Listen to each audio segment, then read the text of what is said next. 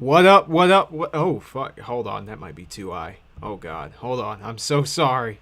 If I fucked up everybody's ears real quick. Hold on.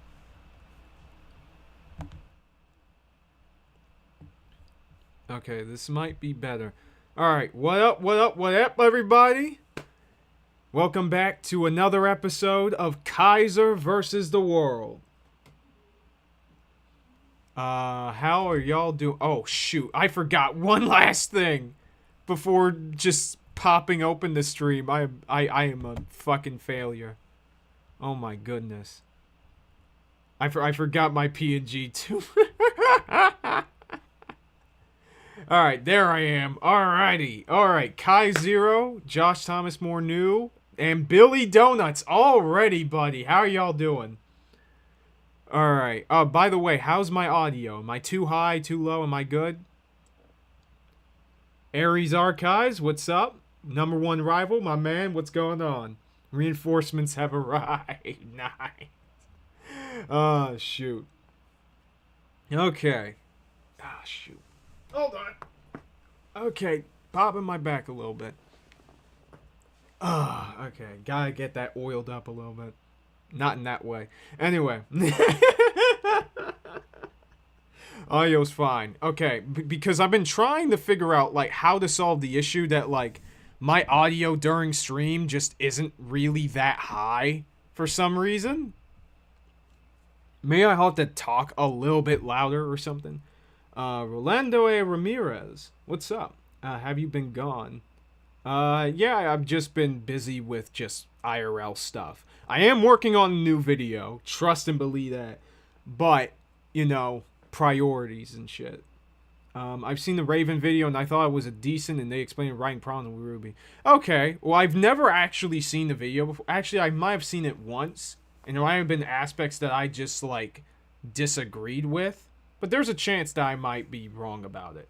I was listening to Panic at the Disco earlier. Oh, that's cool. I'm not really a music guy, so, but I hear everybody loves them, so there's that. You look up that psychic flashback moment and see get freedom in the what? Oh my God. Anyway, I love your profile. What's even the profile? Oh, it's fucking Okarun. I got you. Dude, Dan to Dan is so dope. Anyway. All that is put to the side because we are gathered here today once again. Once again. Actually, hold on. Real quick, gotta check the audio. Real quickly.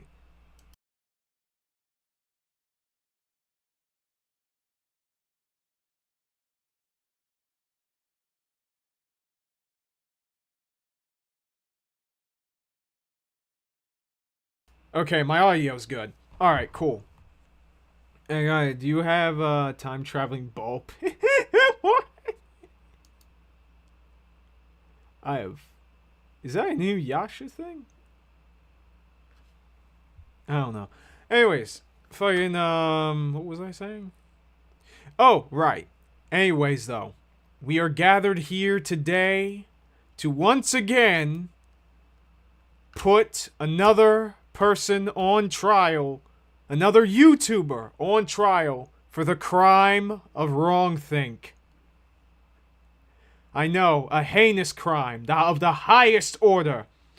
Is Uncle Samson's birthday? Frieren's plot going over people's heads again, eh, Kaiser? Dude, this is a different type of that type beat, okay? We are going to be discussing the Comfy Lillin's video that is all about you can't power scale Frieren. So this is a YouTuber, relatively new, has about 3K subs, okay? And I think I've seen one of their videos before talking about the Frieren demon stuff. From what little I remember about it, he seemed to have a very sensible take on the demons. Which is nice, you know, it's nice to see. I watched half of this video,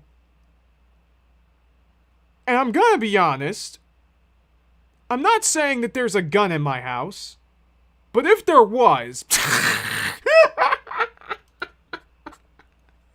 if there was, you probably wouldn't be seeing me anymore. That's how bad half of this video has been. That is part of the FNAF. Oh my god, it's FNAF stuff. I don't know anything about that. The Council of Shonens shall now stand in judgment, and my god, have mercy on your soul. Talking about bad takes on Frieren is gonna become a yearly tradition at this rate. I mean, for real, dude. Like, every year, people are gonna be bitching about the demons again. Ryan Carson, what's up, dude? But yeah, fucking... This guy is... I'm not gonna spoil it. I'm not gonna spoil the video, okay? I pre-gamed this a little bit, so I'm a bit prepared. Periodic Pete, what's going on, buddy? Me and Pete actually watched a bit of this video yesterday. If you can power scale JoJo's, you can power scale Frieren. You know what, Billy Donuts? You know what, Billy Donuts? Keep that in the back of your head, okay? Alright, that's a surprise tool that will help us later, okay? God. Alright, but enough delays. What do you... Oh, fuck. Was that too high? Again, I'm got like that severe red flash thing on the freaking gain thingy. Let me just put it like this. I think this should be fine. Let me make it a little bit higher. Around 5 is good. Okay, but yeah, just keep that in the back of your head, okay? But before we get started, though, what does everyone understand about power scaling? Because a very consistent problem that is going to be occurring throughout this video is the same problem that many other people have had about power scaling, which is that they do not understand what the fuck it is. They have no idea what power scaling is. They have no idea how it usually is for people to argue how power scaling works, or, you know, how it's usually discussed in fandom to scale a character's power. I mean, yeah, it's part of it. That's part of it. I power scale Madagascar characters before. Oh, for real. I've seen power scaling for SpongeBob before, honestly. Great guy, and if people are angry about how demons are handled in Frieren, they should look at other series like Fairy Tail, which also has evil demons. I mean, for real. Sometimes foreshadowing is relatively obvious. I can already tell this will be a piece of work. A big problem with it is, best power scalers that... I disagree. Death Battle is very wonky at times.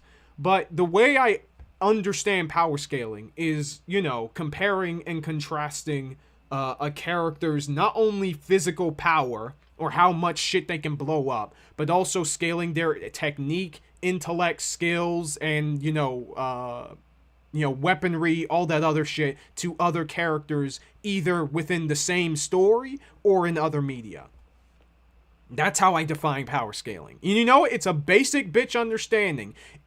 Say what you want about Death Battle, but they do specifically say, let's compare their weapons, armor, and skills to see who would win in a court case. And no, that's not what they say, but you get what I'm saying. Yeah, exactly. So, yeah, you got it. Honestly, you got it right, Rival. You got it right. But it's so weird. When we get to this video, you're gonna understand. This guy is on some shit. That's all I'm gonna say for right now. But anyways, though, I think without further ado, we're going to get started. Is everybody ready? Because I'm gonna be testing the audio a little bit first.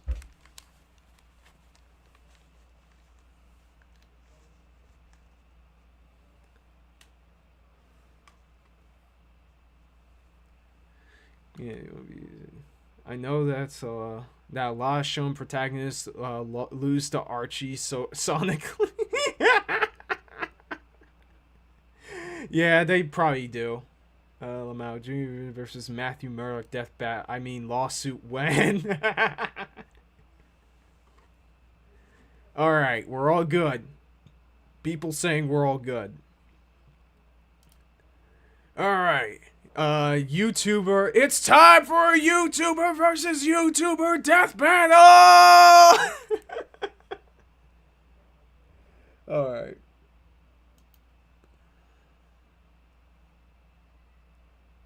What the fuck? Hold on.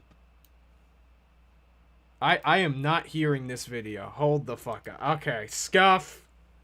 God damn it, dude. What is going on? I was able to hear the video before this stream started. I'm just letting y'all know right now.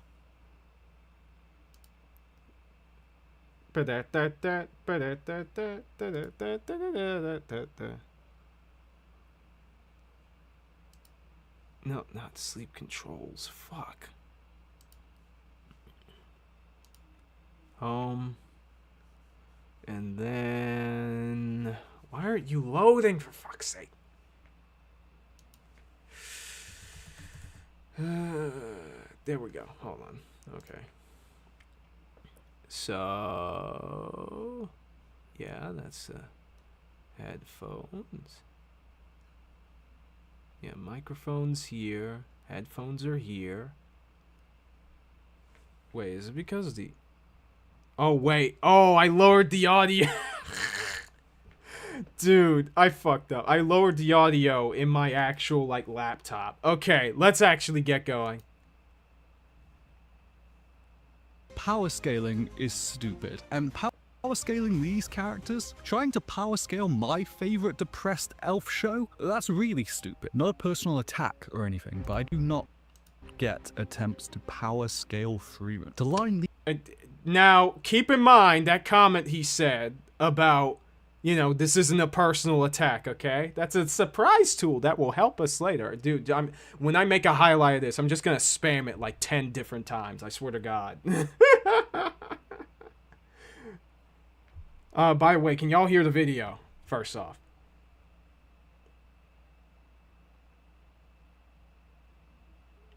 Hey, I know nothing. How you doing? But yeah, can y'all hear the video?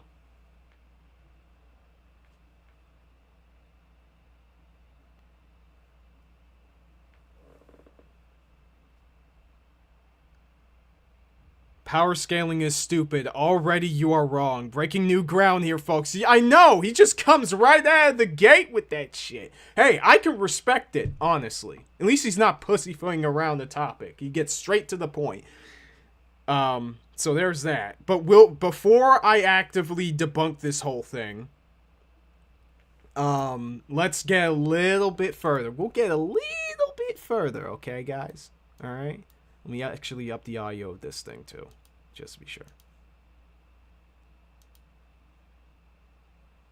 Load. Come on. Are you fucking kidding me, dude?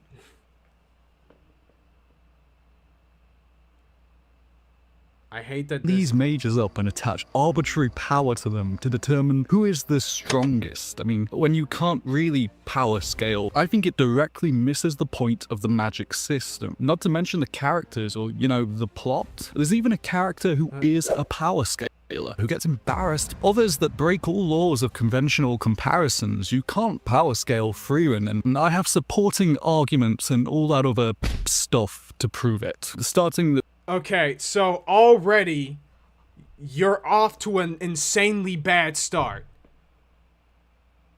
Because, again, this is a case that nobody has any idea what the fuck power scaling is, despite there being an entire genre of content on YouTube that actively explains and engages in fucking power scaling.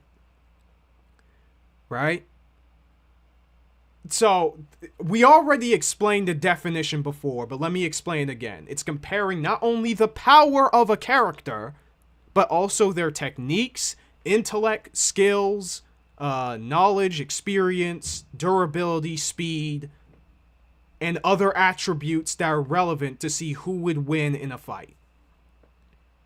Or not even who would win in a fight, it's just how they stack up to other characters.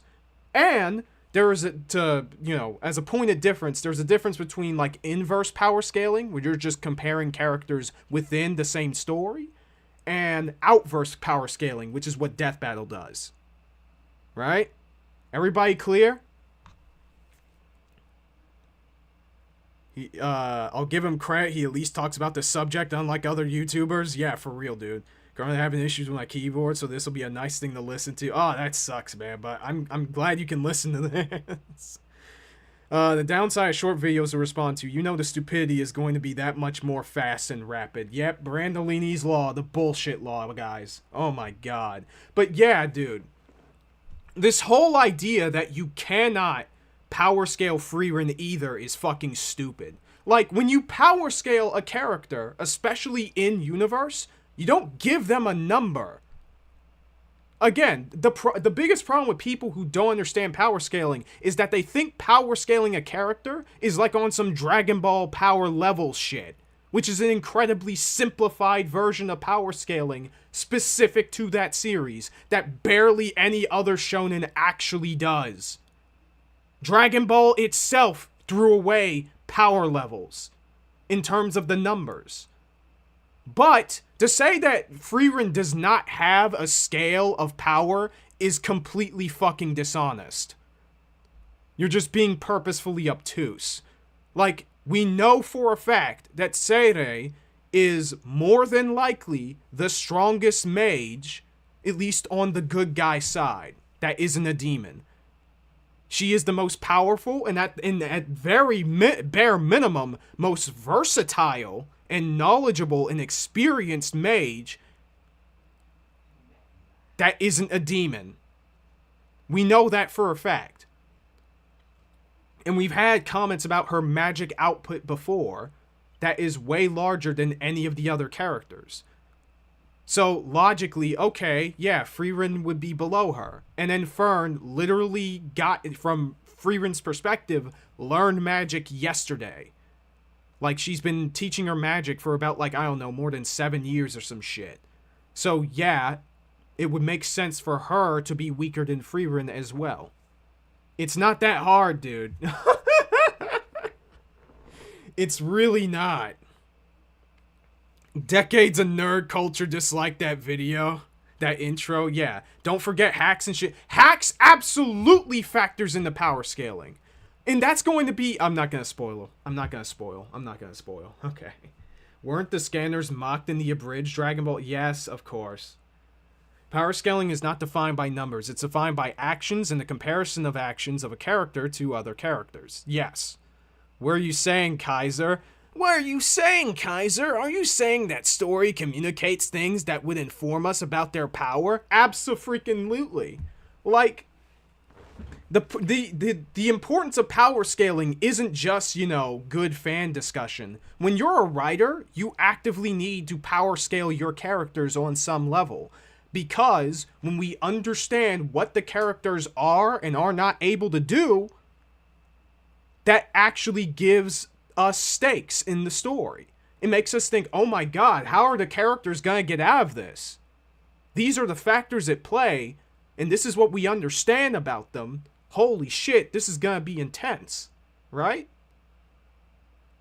If the scale doesn't matter, if there isn't an understanding of what the character's abilities are, then you have no story. Where can the tension come from? But, of course, this relies upon the idea that power scaling isn't just about raw strength, which no one in their right mind has ever said. Again, it's this prolific misunderstanding. I literally saw, 3 videos in my recommended of people saying, power scaling is stupid, and they move along the same logic. And I'm all like, how the fuck did we get here, dude?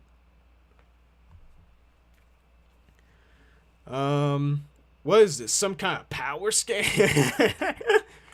Where are we? Some kind of death battle? Numbers can be calculated, but they are not precise or accurate. Yeah, people don't care about the numbers when you're talking about in-universe power scaling. Now, when we go to, what Death Battle does, that's when the numbers actually are important. Because we're comparing characters from 2 entirely different series. So yeah, it would make sense to scale, okay, this one is able to blow up more stuff than this other character. That's going to be relevant. That's not going to be this deciding factor, but yeah. Need to accurately power scale your character's looks over a Kier. Oh, shut up. I remember when YouTubers shit on power scaling and battles shonen for praising themes as if they aren't often interconnected with themes, character, story, world building, etc. Exactly. A story is only as good as you communicate the themes, right? So part of conveying a theme is having it so that your characters are at a level where they are able to do certain things and fight certain characters to, you know, emphasize certain moments or ideas that the story's trying to convey. If the scale doesn't fucking matter in a battle shonen series, what the fuck are you doing? Anyway, let's move on. Alright? I spent way too long on this point, but this is all gonna be important because I don't want to fucking repeat myself. Now, I have supporting arguments and all that other stuff to prove it. Unlike any power scaler ever, by the way, we never support our arguments. Frieren doesn't have 1v1 fair fights. That's just categorically untrue. Literally the first major battle, like aside from Qualm that we saw of the series, are all the characters fighting one-on-one with the other characters. Stark, Frieren, and Fern were fighting against Lugner, that demon girl, and Aura, and they all fought each other one-on-one. Fern overpowered Lugner and caught him by surprise because of her, you know, concealing mana, and just given how powerful Zoltrak is. Stark defeated the Demon Girl because despite the fact that the Demon Girl has access to more sword skills than Stark, she isn't as powerful as the people that she's copied. And Stark is literally stated to be potentially stronger than Aizen, his teacher, who was stated as like one of the greatest warriors on the planet. And then Frieren literally overpowered Aura with her own technique that is dependent on magic power. What the fuck are you talking about?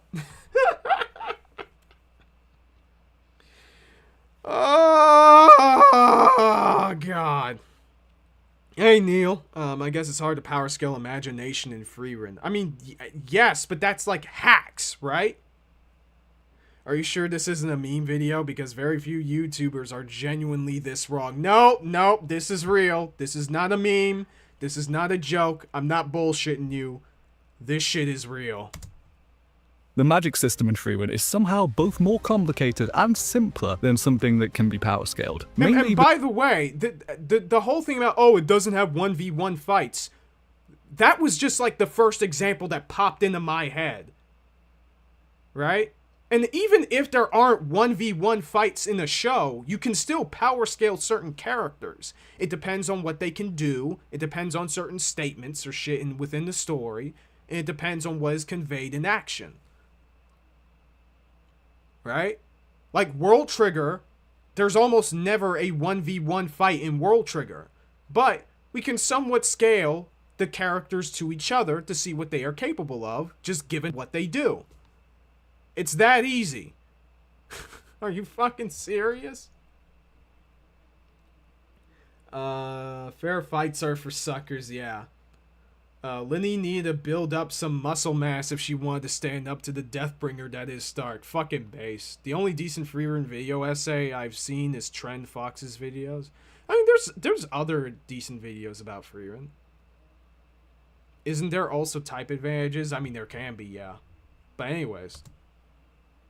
Because it's not about numbers or even really getting stronger. It's about the plot and characters. It's simpler than systems with complex rules governing them. I mean, yes, it's a soft magic system, but just because it's a soft magic system does not mean it can't be power scaled.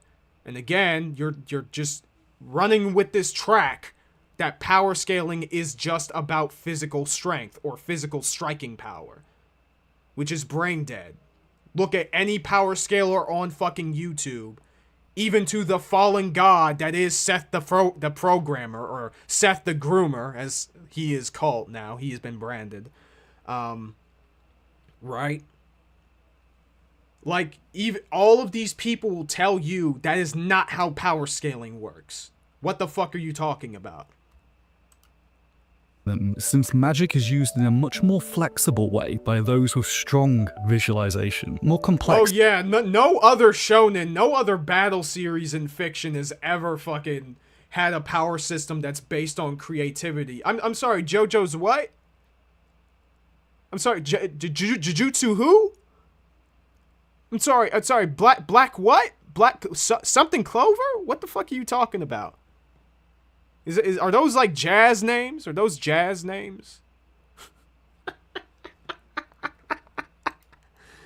Since fights have more room for actual creativity, not just comparing numbers. This isn't the type of story where we get 1v1 fights that Goku, Vegeta, Fox only type duels. It's a story where the party has already taken down the big bad, and then they have to leg it away from some random monster. So does Wait, but they usually defeat random monsters most of the time.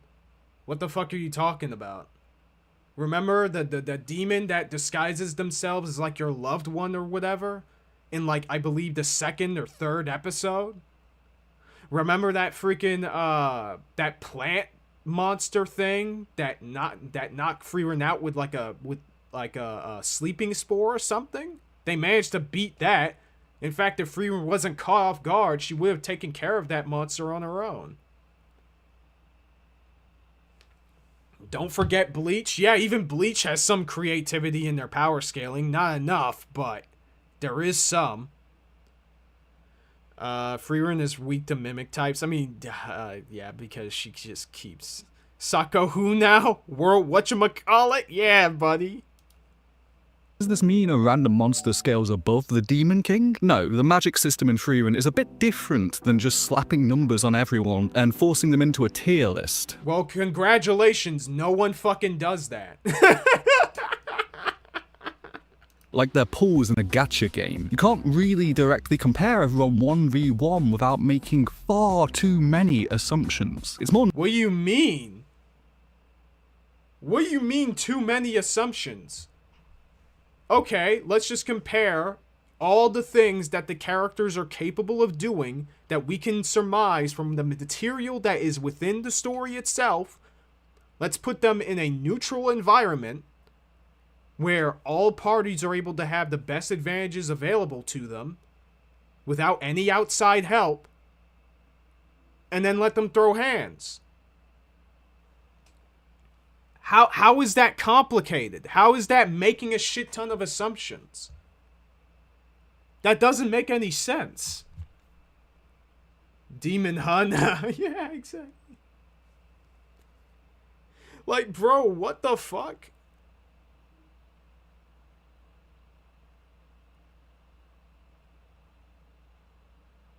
Hamon and stands have numbers attached to them since when? Yeah, people power scale JoJo. There aren't any numbers attached to the character's strengths, but we can understand their general abilities, we can compare statements, we can compare feats. Like, it's that freaking simple, dude. Nuance, then we can't do a ranking that says Suri is stronger than Kraft based on some random feat. Because what are we... Well, oh my god, hold on, I forgot about this example. Assuming from that fight that it's the two of them in a wasteland, in a very specific set of circumstances. If we measured up Frieren... I mean, literally, yes. Yeah, we would say that, okay, hypothetically, both characters would be in a neutral wasteland or whatever, and we can just compare all that we know about Sire and compare all that we know about Kraft to see who would win. Well, Sire literally beat, woman-handled one of the 7 Sages of Destruction easily with 0 effort whatsoever, and has been stated numerous times and shown numerous times that she is the most powerful mage that isn't a demon. And we literally have 0 feats for Kraft. The most that we understand about him is that he is a former warrior who became a monk and is competent at fighting thugs. So, with everything that we know, C-Ray wins. But we'll say that any, good faith power scaler will just tell you, hey, we don't know everything about either of these characters. Let's put that to the side until the story is finished. That's what they would do. The better comparison would be comparing both characters that we do have feats and statements for. Comparing C-Ray to Frieren. And yeah, if Frieren isn't confident that she would be able to beat one of the 7 Sages of Destruction that C-Ray managed to fight, then more than likely she wouldn't be able to fight C-Ray either. It's simple math. And not literal math, anyway. This man already lost the plot on his own point, fitting since he clearly lost the plot of Frieren. Yeah, a lot of the things in Frieren would not happen the way that they do if the characters were not physically powerful in some way. Like, literally, the whole point of establishing, well, part of the point, anyway, of establishing that fight between Frieren and Aura is just showing how incredibly powerful and knowledgeable Frieren is. What matters is being consistent with capabilities and limitations with magic. Correct. The viewer will never understand the stakes because they'll never understand how the characters scale in any way. Exactly. Right? If it's part of why RWBY fucking sucks. Like, we already established from the very beginning that Yang is, like, the strongest of the main 4, right? And, Neo gave her a hard time. She literally mollywopped her, right? Back in Volume 2. But RWBY herself is able to go, like, toe-to-toe with Neo in Volume 8, despite the fact that Neo one-shotted Yang just seconds before. What the fuck is going on? There is no reason in any way why RWBY should be able to stay toe-to-toe with her. By any, logical metric. But she just does because that's what the story wants at that moment. That's fucking brain dead. That is some maverick-ass writing. And that's how you get, bad power scaling shows. Where the rules become so inconsistent, or the plot has to bend over backwards for the one character to be stronger than another. Frieren doesn't do that, and thank God for it. The Suri. Who is the strongest? Who's the strongest mage? Well, we're assuming so much that it's We've literally gotten statements that C-Ray's magic energy, while suppressed, is still greater than Frieren's magic power at her maximum. How in the fuck is she able to have so much control over the other mages in her setting if she isn't that powerful? Literally the only character who she could not beat in a one-on-one fight is the Demon Lord. And Frieren managed to do it by having a group of people. Am I losing my mind here?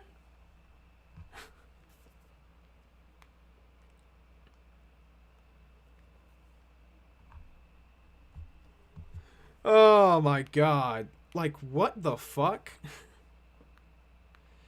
Guess we gotta give up writing fight scenes then. Exactly, yeah. No, Kaiser, we can't compare feats because we're making assumptions now. We're making assumptions now, and all assumptions, even ones made with evidence, are bad, okay? Hey, Magician D, what's up? What scale's higher, your glasses or Frieren's ears? That's a good question, actually. I'm not trying to be mean to this video, but this essay I'm finding it hard to follow their arguments unless I'm missing something. Nope, that's your brain working, Neil. It's just that stupid. That's right, Rival. If we don't have all of the information to know with 100% certainty who is stronger, then we can't scale them at all. Yeah, it's not like these things are theoretical or anything. It's so fucking stupid. Oh my god. I mean, if we go off numbers like this, then Taya Gardner is the best duelist as she has a 100% win rate in Yu-Gi-Oh! Who's Taya? You ask good question. Facts. Fucking facts. Didn't RWBY fight Mercury barehanded somehow? She headbutted him. Just dropped in. What I miss? James, you're missing some stupid shit. Basically, this guy does not know what power scaling is. He thinks power scaling is just comparing character numbers instead of comparing feats, skills, explanations, blah, blah, blah. DSP defeated the IRS. Yo! Dude, can Destiny beat his court case? Does he scale higher than his court case? Question mark. Who's Destiny? Don't worry about it. Okay? Who is the strongest in the story or series is relative. It can be, yes, but we can again, everything that is stated and shown has demonstrated that Sirei is objectively stronger. Unless the story does anything else to convey otherwise, the most evidence points in that direction. You literally learned this in the very arc, the footage that he is showing. What the fuck are we doing? Essentially fan fiction. Yeah, we can probably say that he would win. She views magic as a tool, and Frieren's view of it is much more fun in the current day. But a 1v1 fight? Do we know Frieren can't pull something dirty and win anyway? Her whole Wait. Do you not understand what a hypothetical is? Like, and also, are you really going to sit here and tell me that with everything that we've known about the story so far, that Sirei is less knowledgeable, less competent, and less able to use dirty tricks than Frieren? We're talking about a chick who knows every single spell on the planet. What can Frieren do up her sleeve that we know about that can topple anything like that? She literally fights, what's her name? Frieren literally fights one of the 7 Sages of Destruction, and she couldn't beat him single-handedly, whereas Sirei fucking woman-handled that motherfucker. Not just through sheer power, but also because of her different abilities. What the fuck can Frieren do to any of that we know of, that we know about currently? It's ridiculous, and you're being purposefully obtuse. Or, well, I don't know if this is on purpose, but it's so stupid it has to be on purpose. So, I'm assuming that this is on purpose. You would have to be so purposefully stupid to ignore such a basic fact that the story itself told you. Ah, fuck. thing is pulling something dirty to win anyway. How do we scale dirty tricks? Well, we can scale a character's general intelligence by examining what feats they have accomplished. And then we can compare that with the statements and feats of other characters. That's simple.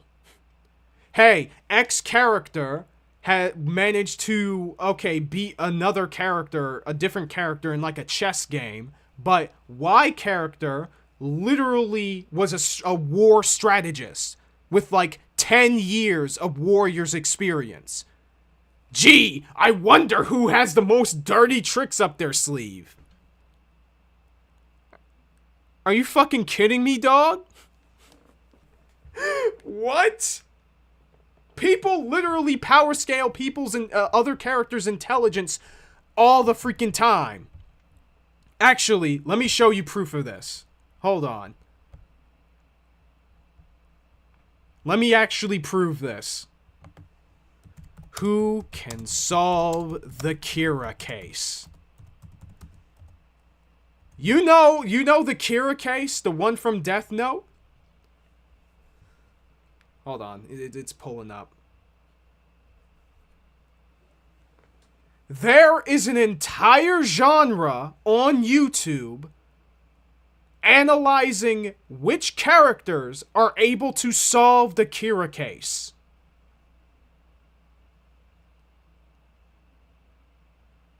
Like, literally.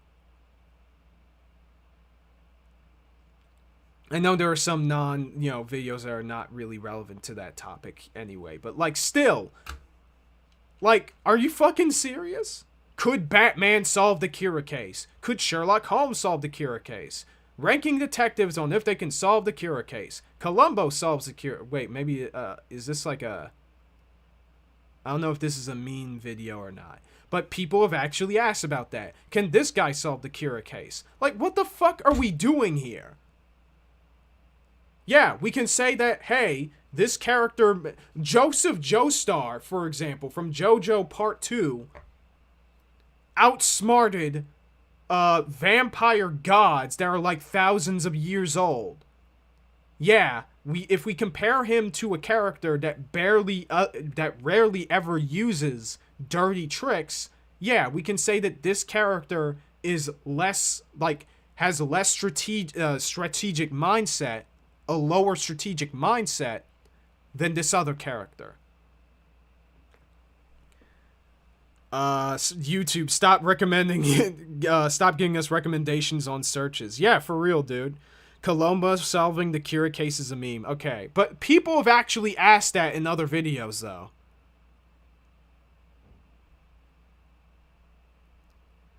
Now I'm dead certain this man has glazed over the story. Straight just didn't pay attention. Honest to God, dude. Frieren can show Syrie a mimic, Kaiser. Dude, what in the shit? Phoenix Wright solves the Kira case. I mean, could he actually do it? I don't know. Maybe he is. He's probably intelligent enough. There's arguments that you can make that he could probably do it. Oh yeah, this is an actual good video. It looks like a meme, but it's so well written. Okay, cool. Kaiser, that Columbo video is good. It's more like how it would play out. It's good. Okay, cool. Yeah, so... Yeah, what the fuck are we talking about? People scale other characters' intelligence all the time. Like, are we serious? Like, this is such a foreign concept to him. He not only doesn't... Shikamaru solves the Kira case. I mean, can he? I don't know. Maybe. He probably can. It depends on the evidence. Right? And that's what makes shit fun. That is what makes it fun. And doing so doesn't mean that you don't understand the series. Are you fucking for real?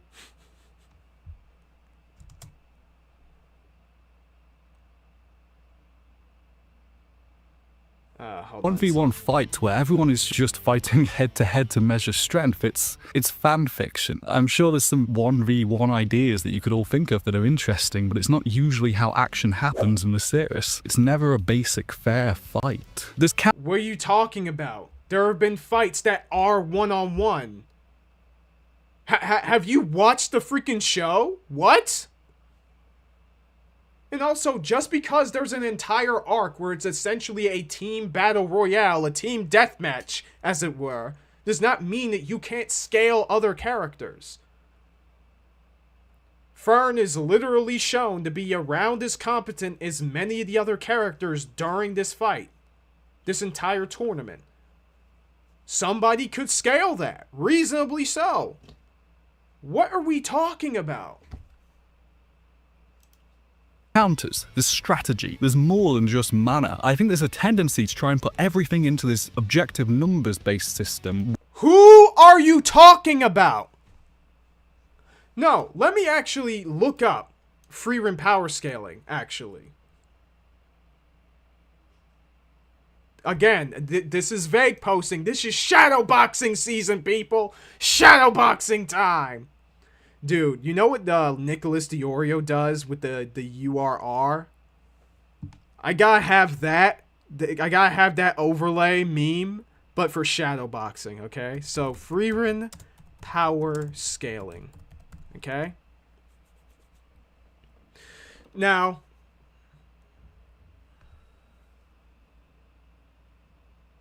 we're gonna come back to this, but there's this guy, No More Operator, and I've seen most, if not all, of his videos on this subject. Power scaling different characters in Frieren. And he literally does not use an arbitrary number to gauge their competency in battle or how powerful they overall are.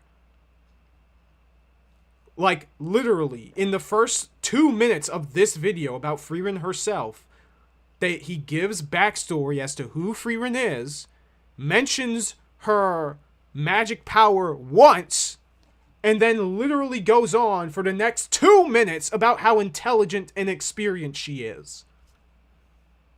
I'm not joshing you. I'm gonna show you this later, okay? But you're just being purposefully dishonest right now. I don't know who you've been talking to, dude. Maybe it's a bunch of Reddit weirdos or something. But you are not understanding how fucking power scaling works, dog. Where plots are simplistic and it just comes down to pulling a higher number, to giving everyone a score and letting that measurement define a world, to define interactions. It's like an RPG where we're just looking for a higher level or mana, but this isn't Dog, this isn't a freaking basic bitch isekai anime. Like, what are we doing here? People scale Jujutsu Kaisen, Hunter x Hunter, JoJo, Black Clover. But there aren't any numbers associated with any character strength. What are we talking about? RPG. The higher number doesn't always decide things. Frieren has specifically been defeated by mages with less mana. It's not entirely rock, paper, scissors or some kind of weaknesses and strengths system either, though. Correct, but that doesn't mean there's a power scale. That there isn't a power scale. Stop being obtuse. Yeah, a good warrior can rush an unprotected mage no matter how much mana they have. Himmel could slice up most mages before they can even react. Does that mean he scales higher? Maybe. Well, no, they can probably just say, hey, he scales higher in terms of speed. So, we can compare most mages to Himmel, right? Like, this is how a normal power scaler would if I were to power scale Frieren, here's what I would do to actually debunk this whole fucking thing. So, Aizen and Himmel are around comparable. They would have to be because they fight with each other to defeat the Demon King. So, let's say, for the sake of argument, that both of them are about as strong as each other, to a certain extent. Right? Stark is comparable to Aizen, relatively. And we can compare him to how other characters and mages compares to Stark. If they are not able to react to Stark's attacks, or are less likely to react to Stark's attacks, then more than likely they would not be able to beat Himmel. Simple as. We can compare characters' reaction speeds all the fucking time. People do this all the time. You can't even go past a freaking Naruto debate on Discord without somebody mentioning reaction speed. That's like one of the biggest things people argue about. Who has better reaction speed? Who has better precog? Who can react to this? Who can react to that? Like, are you this dude? I'm crashing out, people. Kaiser, what character from other series would solo all of RWBY? Oh my god, there are so many of them. Battle Alita from Alita Battle Angel. Fucking probably Yuji. More than likely Yuji Itadori from Jujutsu Kaisen, especially at the end of the series. What was it? There's, Naruto, obviously. Zero from Mega Man Zero. Almost any Mega Man character, for that matter. just off the top of my head, dude. Sora from Kingdom Hearts. This is a case where I'd ask this essayist to redraft their work and quantify their arguments. The mark of a good essay is that it is precise with its arguments and has relevant references and / evidence. Exactly, dude. That's an insult to RPGs. Yeah, for real, dude. RPGs require strategy just as much as the numbers. Literally, there is an entire genre of YouTube. I don't even need to show this. This is just blatantly true, but I'm gonna do it anyway. Of people doing level 1 runs of Kingdom Hearts based solely on the skills of the players.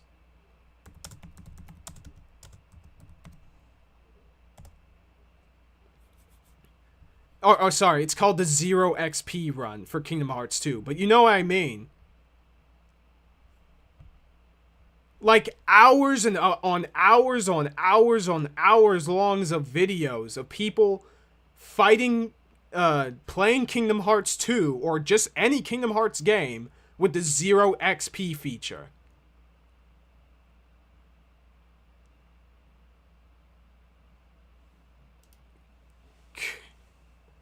You're not paying attention. This is what happens. This is a problem with so many goddamn YouTubers. I am sick of YouTubers making assumptions about a whole group of other people that do a certain thing they don't like. And number one, don't show evidence. And number two, clearly have never interacted with those people before. Brother, have you talked to a power scaler? Have you talked to a fan of power scaling before? Have you even looked on a Reddit page before? This is ridiculous. Jenga Hagane from Beyblade, that one was just to be hilarious. Dark Souls' most famous challenge, Soul Level 1 run, would like to have a word. For real, dog?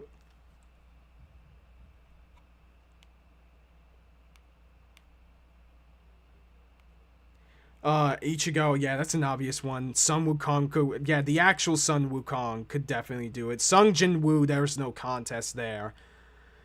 Like, it's all because, it's not just because of some arbitrary number, it's that we can compare what is clearly shown to us, the audience, about the character's powers, and what is told to other characters in other series. Numbers help in a cross versus matchup, but they're not the deciding factor. Clearly.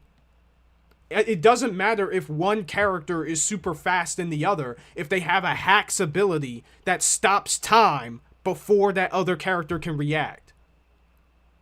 Simple as. Maybe in a 1v1 fight, which no mage with a weakness like that would basically ever end up in. You don't know that. What are you talking about? Himmel doesn't have any magic power, so how in the world would a mage know to avoid Himmel? Like, say you're a bad guy that's doing some shady shit, like you're an evil mage, like you're a necromancer or something, and you're caught by surprise by Himmel, right? He doesn't have any magic power, but you know he's a warrior, but you don't know how strong of a warrior he is. He could just be a total scrub, and you might be fast enough to just air him out with a fucking magic bolt, with a bunch of fire bolts, or eldritch, a bunch of eldritch blasts. You know what I mean? Like, you can do that. You can make that argument. It's okay. You're not gonna fucking die if you make this argument, dude. There's even some mages with better tools for close combat, so even the close beats long weakness thing isn't really a way to power scale. Correct. That's why we judge other characters' abilities. Hey, can Denkin beat Stark? Probably. He can probably do it. Granted, in terms of the anime at least, we haven't seen the upper limits of what Stark is able to do. But again, if he's even close to being comparable to Himmel, which there is a strong argument for, arguably, I would need to reread the manga, then more than likely, yes! If Stark is faster and stronger than Denkin, like to a significant degree to the point where he can blitz him, then there's almost nothing that Denkin can do. But if their speed is comparable, then Denkin will more than likely win because he has way more magic experience. He's way more experienced in fighting, and he's a physical fighter too.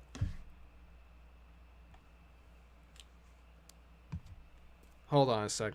And not to mention, levels don't also consider power sometimes in some shows or games. It's what spells that you can use at that given time. Do you need to be level 40 to use meteor type thing? Yeah, there's like a cap, right? There's like a level requirement to use certain skills, correct. A power ceiling is an important aspect for any kind of magic. If we have a frame of reference of who the strongest is and why, then you can build a scale from that. X-fucking-exactly. Like, dude, there are 12 people watching this stream right now. There was 19 a moment ago. And all of these people seem to understand what I'm talking about. I'm not in the minority here. These power scaling videos get like millions and millions of views and hundreds of thousands of views. You could have just watched any of these videos to get a better understanding.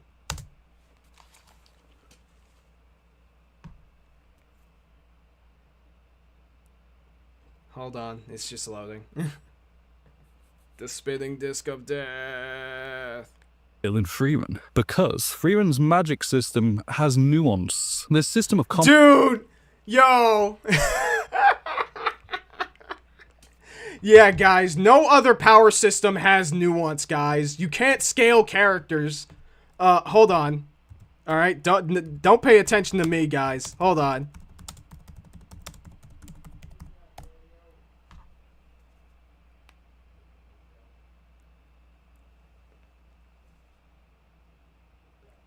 Are you sure about that? Are you sure about that? Are you sure about that? This is a 1.3 million view video by the power scaling god Swag Kage himself. Like, are you for real? And are you going to sit here and tell me that freaking Hunter x Hunter's power system doesn't have nuance to it?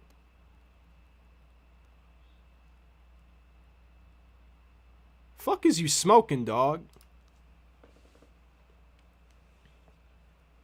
Combat in Frieren is well thought out. It's interesting. It's the kind of setup which can make for a lot of discussion. But why can't that discussion be a power ranking? Well, we see mages. Oh my god. Who the fuck has these conversations, my guy? Dude, we need to power scale you with that shadow you fighting, bro. Seriously. Blasting everything away with these crazy powerful attacks. Their mana... Spoiler alert, you're not winning. It isn't the be-all and end-all. They could just get stabbed. There are classes. No, shut the fuck up. You are...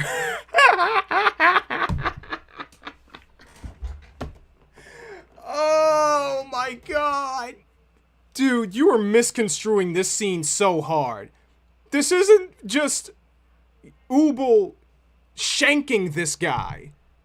It's the reason why she beats this guy who's supposed to have like an impenetrable barrier around his cloak is that her specific ability allows her to cut what is beneath the cloak.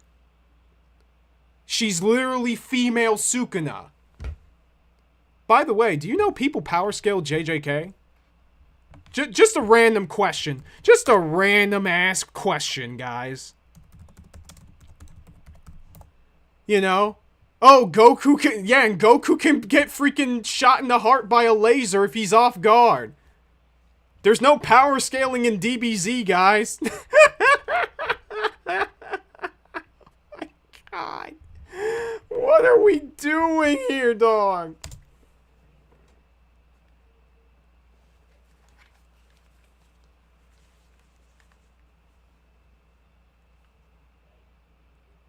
Different types of fighter. There's strategy, counters, there's always the off chance that some specific weakness in a mage's repertoire could prove their undoing. That's never happened, right?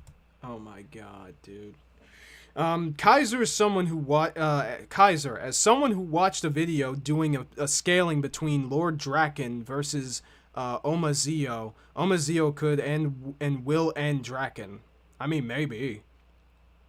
Really? The next on the screen of what you're saying? I swear, Mahler's criticism of that has always stuck with me. Stop doing that, essayist. Why even say it aloud and you're displaying the words? Exactly. Let me see. I don't understand what he's saying. Yes, it does. It's basically equivalent exchange. If you want to use a very strong inability, you're going to meet some kind of cost on yourself to make up for it. This man is the Jake Paul of arguments.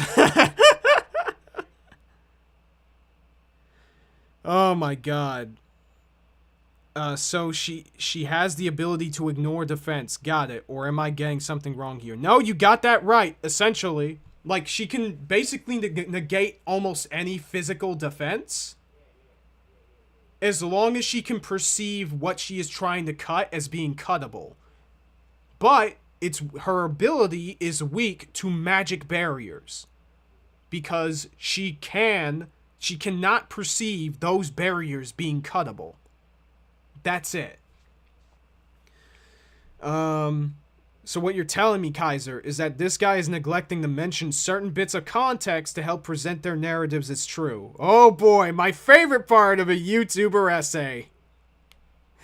Oh god. Kaiser, Mika from IBO versus Bayformer Megatron. I don't know how well Bayformer Megatron scales. I wouldn't doubt that Megatron is higher. I got an example for you. The spinning move that Krillin uses cuts everything. Anyway.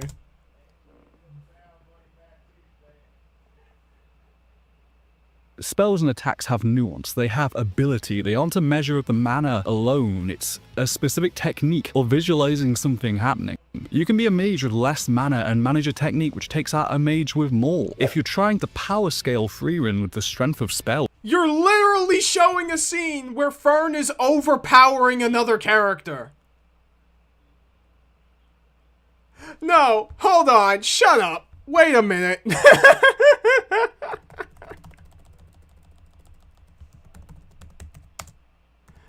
Fern versus, what is her name? Air?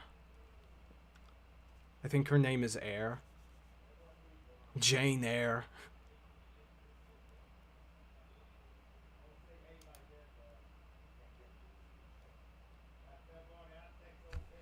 Hold on, let me show this. I'm gonna mute it too, so that fucking, YouTube doesn't copyright strike me. Yeah, she just starts spraying and praying. She's using the tried and true Kira Yamato technique. This is an absurd feat of strength. I can't handle them at all.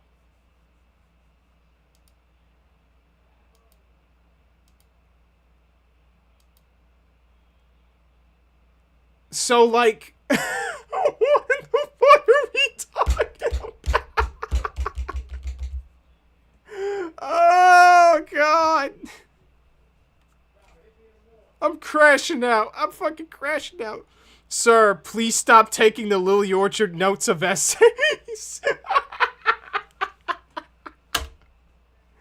Oh, I'm done.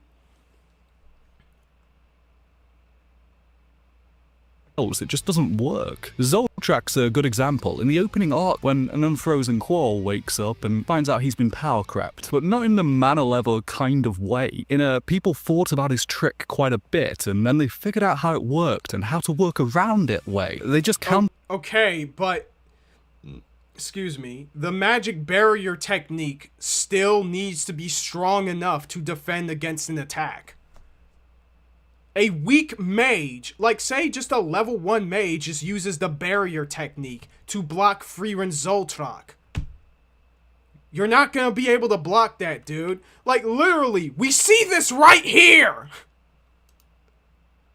In the scene that you previously showed.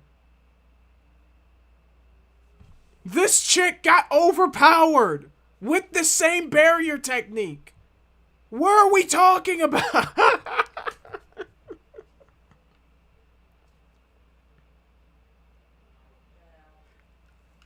Oh my god! What is this dude smoking right now?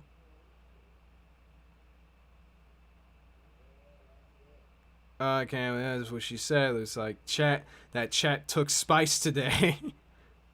By this logic, A6 should only be as long for the strong for the characters be screaming and then static.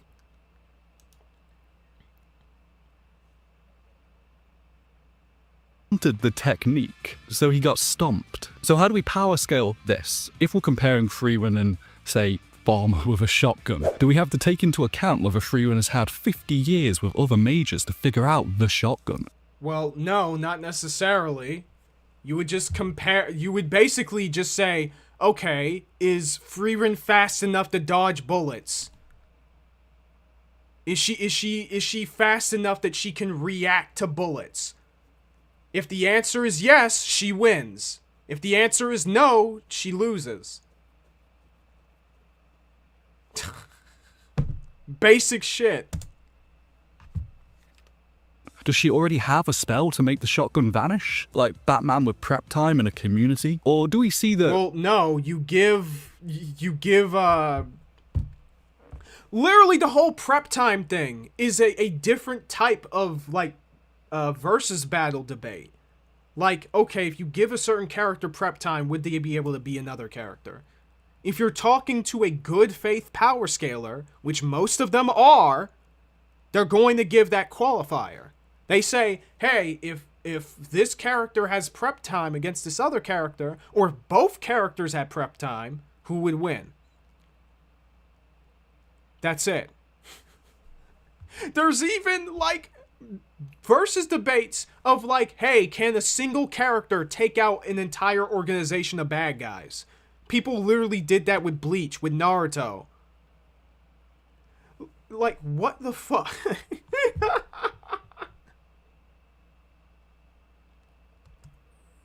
Frieren utilizing human connection through magic, working with others to beat Qual, it isn't actually all that simple. In fact, it's kind of missing the point to attach an arbitrary strength to the Zoltrak and say, that's why Qual lost.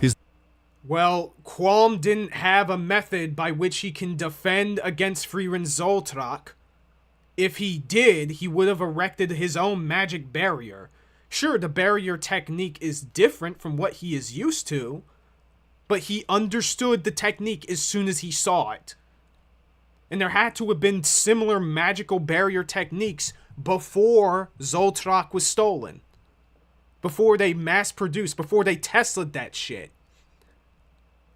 So, yeah, Frieren got stomped because Frieren stomped Qualm because she was stronger than him. Yes. What the fuck are we talking about?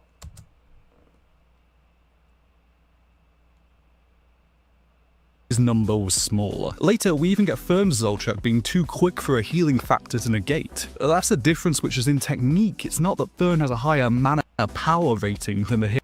I mean, I don't know, man. If, like, in most cases, having a very high, like, power output typically fucks over any character with a regenerative ability.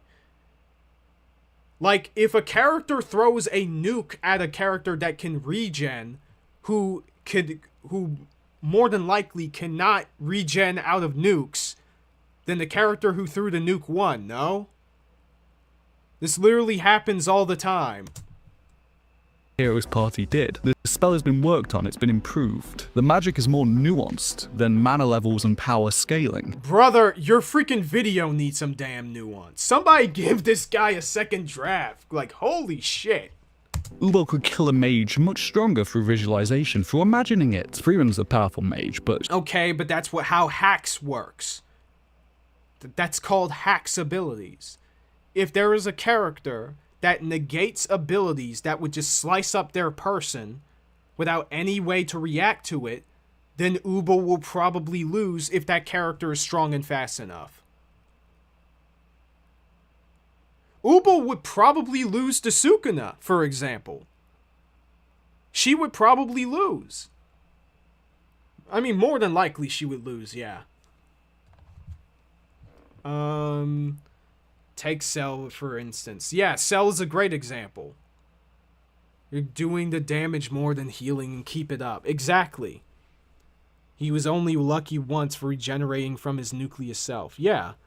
All I have to say is, on that front, when it comes to how regeneration can work, is SAO level 70 versus 4 level 40. Yeah. Like, if skill being more important than pure power in a fight is not a Frieren specific thing, I think that you'd struggle to point to many series where that's not the case. Exactly. Like, by the way, Frieren is a shonen. Like, maybe it's not like a traditional shonen battle series, but it's a shonen series, right? And it has a lot of those elements. Like, the only battle shonen, or anime in general, that just relies on power and nothing else, essentially, is Dragon Ball and Fairy Tail. What else applies to this shit? Bleach? Debatably. Black Clover? No. World Trigger? Hell no. Yu Yu Hakusho? Absolutely not. So what the fuck are we on about? It's like you're pretending that people are doing power scaling. It's like you've never heard of Death Battle before.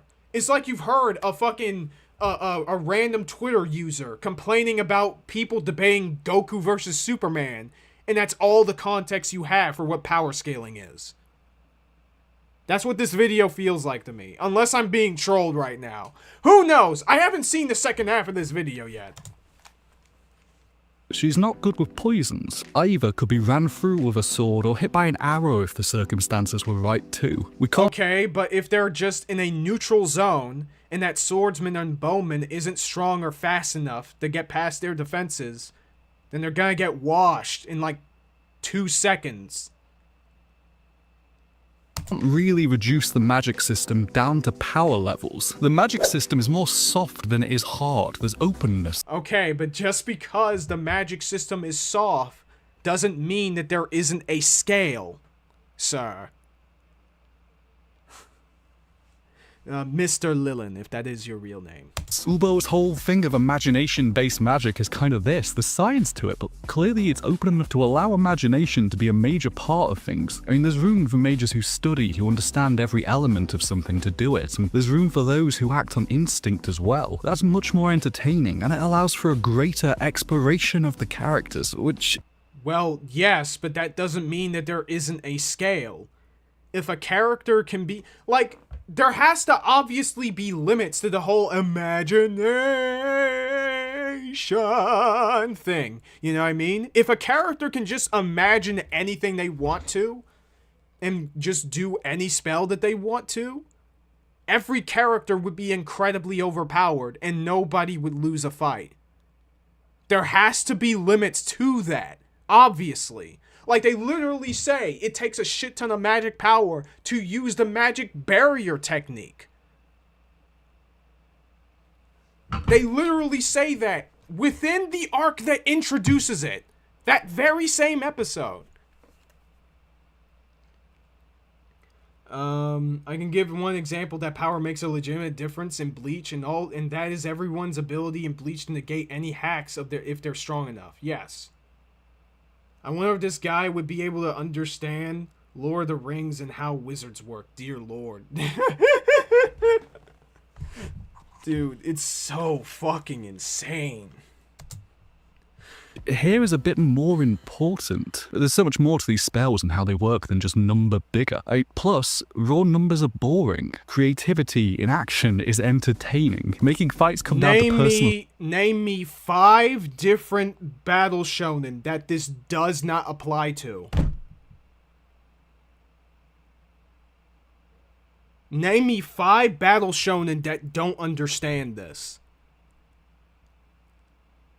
It feels, and you get this sense, right, with what he just said, that he's kind of low-key, kind of jerking himself raw. At least that's the impression I'm getting. He's kind of jerking himself off because, oh, all these people, committing themselves and passing the time with this incredibly lower form of content. of such lower forms of content. Not like me, that should, the upteenth person that chooses to talk about Frieren's story and character writing, just like every single motherfucker on YouTube.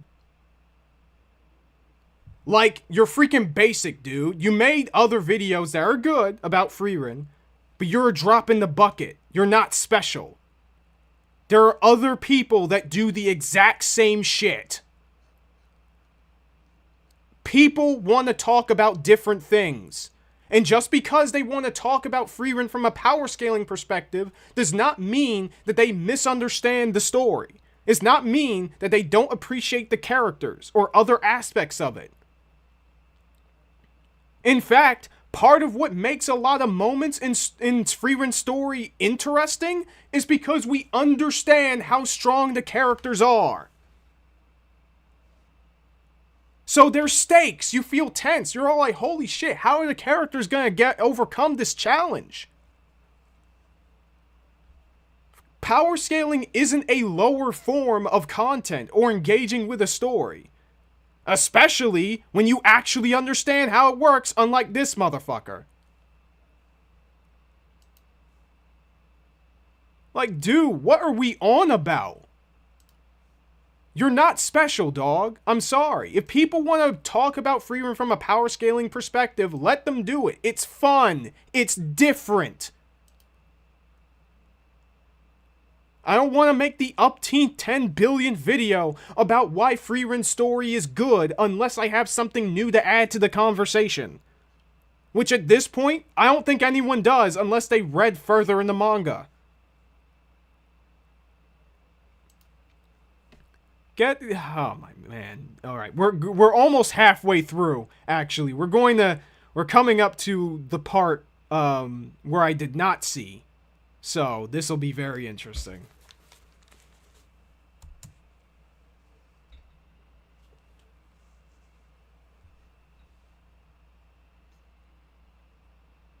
Stakes to ground it in character and plot is much more entertaining than comparing Suri's raw manner to Frieren. Number fight is incredibly dull. It's reductive to how the actual power system works. How would we power scale this kind of magic system? One where imagination is more important. One example people use is mana and access to certain spells. But that kind of goes against how we're directly told it works. Because bigger mana is not always better. Yes, but it definitely helps! If you have enough mana to actually use a decent amount of spells, then yeah, you can probably survive it. Holy shit, we're getting raided by Crimson Ender. What's going on, dude? Let's go! Hold on a second. I'm sorry if I haven't checked out chat relatively recently. Is Crimson streaming right now? Hold on. Crimson Ender. How's it going, dude? I don't know if you're streaming right now.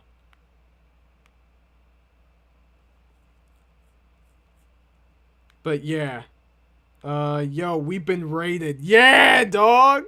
Yo, this is the first raid. Well, yeah, this is probably our first ever raid in our entire history. What's going on, dude? Dude, this freaking video is so freaking jacked up, dog. It's like this guy doesn't understand how power scaling works. He's saying that, oh, power scaling is just about power, and that, oh, that doesn't apply to Frieren because it's a soft magic system that relies on strategy. What are we... God. Oh, man. I was. Rating implies I ended. Okay, got it. Oh, no. Yeah, exactly, dude. Oh, crap. I didn't prepare my gear. Oh, man. But yeah, welcome aboard. Welcome aboard. We're almost halfway into the video, unfortunately. So, there's that. But that's the rundown. So, the whole point of this section, he said that there isn't all that many one-on-one fights in Frieren, which is a lie. That's completely untrue. And he's saying that, oh, because Frieren's magic system has... nuance to it. It's not just about the power of the characters. There's skill, there's certain hacks, abilities that the spells do. Ergo, vis-a-vis, that there is no power scaling. What? Like, dude, what the fuck are you talking about? I'm not a big power scaler, but if you're gonna do it, this seems like a weird take. Yeah, exactly, dog. Like, and like, if you don't enjoy power scaling, if you don't enjoy doing the power scaling type beat, you don't have to do it. If you don't look at Frieren from a power scaling perspective, that's totally fine. I'm not power scaling myself up and putting a gun to your head and telling you to power scale Frieren. No. But at the same time, you're not going to walk in to an entire subject of the series that you clearly know nothing about and decide to piss all over other people's fun and saying that it's a lower form of engaging with the series. Especially when you're not even acknowledging the fact that some characters are stronger or better than others in terms of combat. It's that simple, dude. So we're now at this section where he's trying to say that, having more mana doesn't really matter, which is a section I haven't looked at before. I pre-watched this video, by the way. I pre-watched up to this very point, but yeah. Actually told it works, because bigger mana is not always better. Bigger mana number equals... Yeah, actually, I should remind everybody, please like the stream, comment if you want to. Share it around, definitely. We really appreciate it. Thank you so much. Bigger power rankings, right? No, not really. I mean, they might have more mana, but that's not the answer. Frieren has lost multiple times to mages with less mana. We can't really boil it down to feats and mana because every fight is different. Wait, yes, absolutely. So we would need to know the context in which Frieren was defeated. Was she defeated because the character was faster than her? Was she defeated because they had access to a technique or strategy that she had no counter for? Or did they take advantage of the proven fact, that Frieren's biggest weakness is that her mana sensing abilities, which are absurdly high, by the way, are momentarily, for like a fraction of a second, dampened when she uses an attack spell?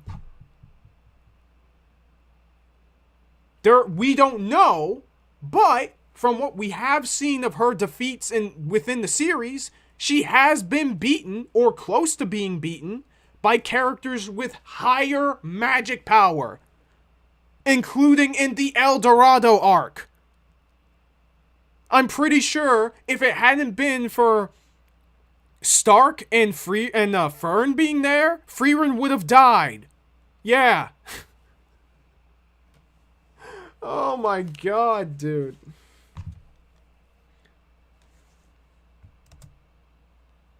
Breathing world, not a random enemy encounter. I mean, there's environmental elements. What show does this not apply to?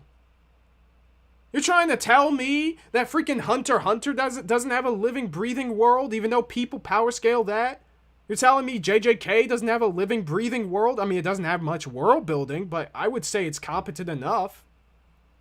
What are we on about? Elements to consider. Where a fight is taking place, we see a mage who is powerful in some situations, completely limited by the lack of weather. It's not just a matter of a ranking. You can't put a power ranking on a strong imagination and good visualization skills. I mean, yes, we can. We can literally compare feats.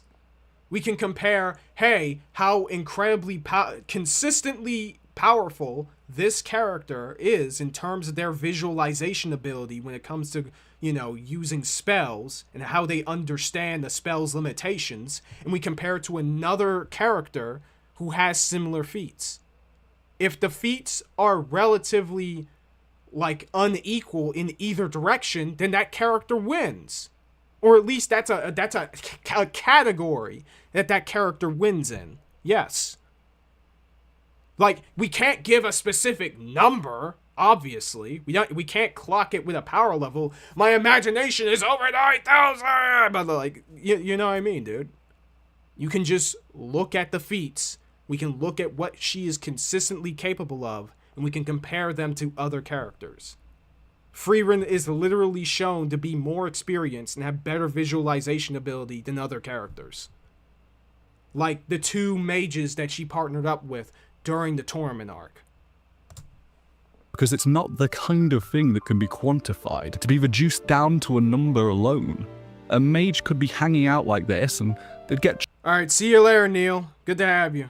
cheap-shotted, sucker-punched, irrelevant of their power level. Mana isn't a system where spells from those who are weaker have no effect, like chucking a key blast at someone. A mage with much more mana can be stopped through thoughtful tactics, as we found out when we saw Oh yeah, no other shonen ever does any thoughtful tactics, by the way. That never happens. Frieren up against a power scaler. Aura is kind of a power scaler. She's constantly taking the feats of Superman and trying to compare them to the achievements of some characters in some random shonen. Well, I mean, I assume that's how she spends her downtime, that and eating the apples. But she does look at power levels and judges entirely based on that. It tells her all she needs to know. Aura has a magical technique using scales where she weighs the mana of her and of an opponent, giving whoever loses control. Literally, she does power ranking nonsense in real time. So in theory, it's a fight where higher mana would be the be-all and end-all, but Aura is absolutely full of hubris because it's a terrible, terrible way to fight. Suppressed mana tricks her. Her ability alone only seems to have kept her safe because it's set up to defend against being rushed by a different kind of fighter. Yet it doesn't work out for her. Frieren points out if Aura had used more interesting tactics, she would have had a better chance, since fights are more than just mana. She could Well, yes, that is absolutely true,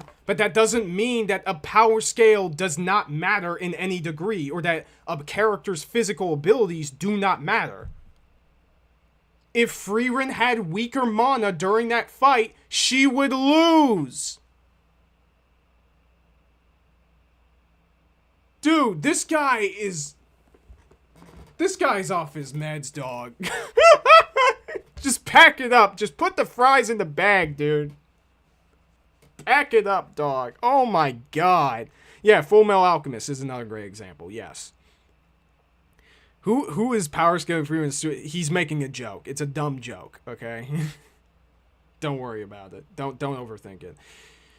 Oh my god. Krillin's ability almost killed Frieza and Nappa through that disc. That is also true.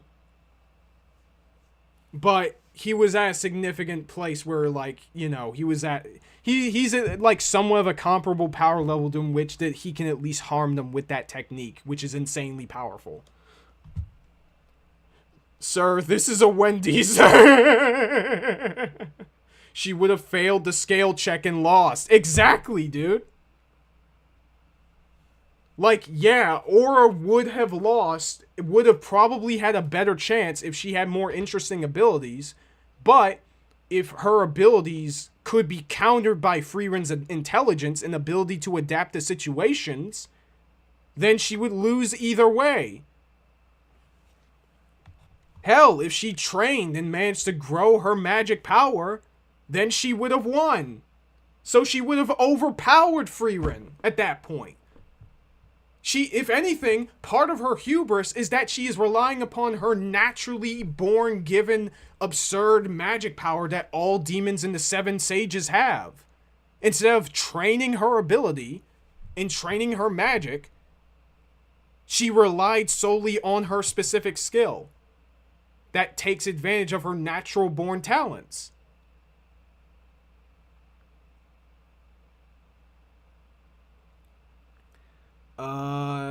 Let's see. This example is self-defeating. The reason Aura lost is because she had the wrong scaling information. If she knew that Frieren had more mana than her, then the ruse wouldn't have worked on her. Facts!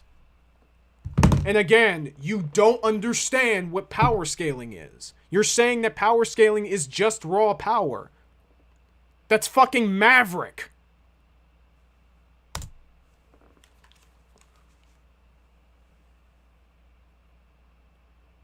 could have used her overwhelming numbers, that would have made it harder. But Aura makes it a pure power ranking thing, a 1v1 measuring contest, and she fails because the strategy, subterfuge. Frieren uses her suppressed. Okay, and Frieren loses or comes close to losing the characters that have more mana than her. mana to trick demons. That's strategy. Lugner, after being defeated, how the main party is fighting isn't fair. It's a disgrace. Clearly the party... Yes, but he also got, what was it, overpowered by Fern. Yeah, she concealed her magic, which caused Lugner to underestimate her. But during the fight, it was very clear that Fern was stronger than him. If he knew that, he probably would have acted much more defensively, yes. But he probably would have still lost given the abilities that we see him do. He's just not stronger than Fern. Simple as. And yes, there is strategy elements to the fight, but you're neglecting the power gap. You're neglecting the fact that there is indeed a power gap. Are you fucking stupid? Fucking the girl that Lugner was partnered with literally lost because Stark was stronger. Best boy in the series, by the way. This is madness. Madness? This is Sparta! If power scaling was just raw power, then Voldemort would have killed Harry Potter. Then the orcs would have overrun humanity in Lord of the Rings. Then you would never beat Dark Souls. Exactly. But thankfully, that's not how power scaling works. Yeah, for real. Like, this dude is saying that, yeah, power systems can be nuanced, and is using that as an argument against power scaling.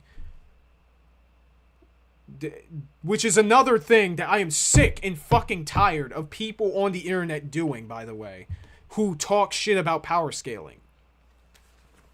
Be honest, guys. Be completely fucking honest. The reason why you're dogging on power scaling isn't because there's anything wrong with it. It's because you saw a bunch of cringy ass fucking teenagers arguing about Goku versus Superman for the upteenth time in a Discord, calling each other the friggin' N-word, wishing death on their moms, sending pizza to their houses or some dumbass shit like that, and you cringed so close, you cringed so hard that you turn into a black hole. That's why you're mad at power scaling.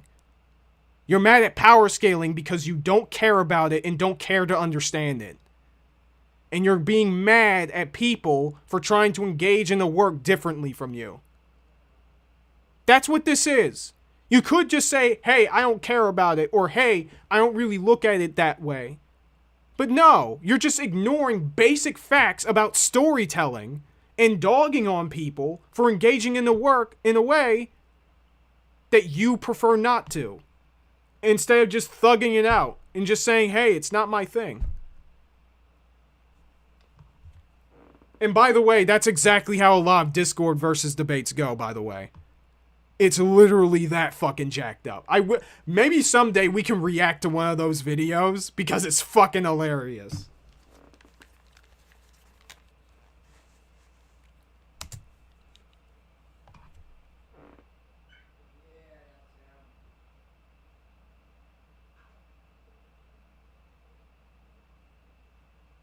Isn't tied to the idea of a straight-up fight playing fair. Dirty tricks are more important. This has been Frieren's MO for a while, as Flammy puts it. Yes, and there are characters who are better at using dirty tricks than others in fiction.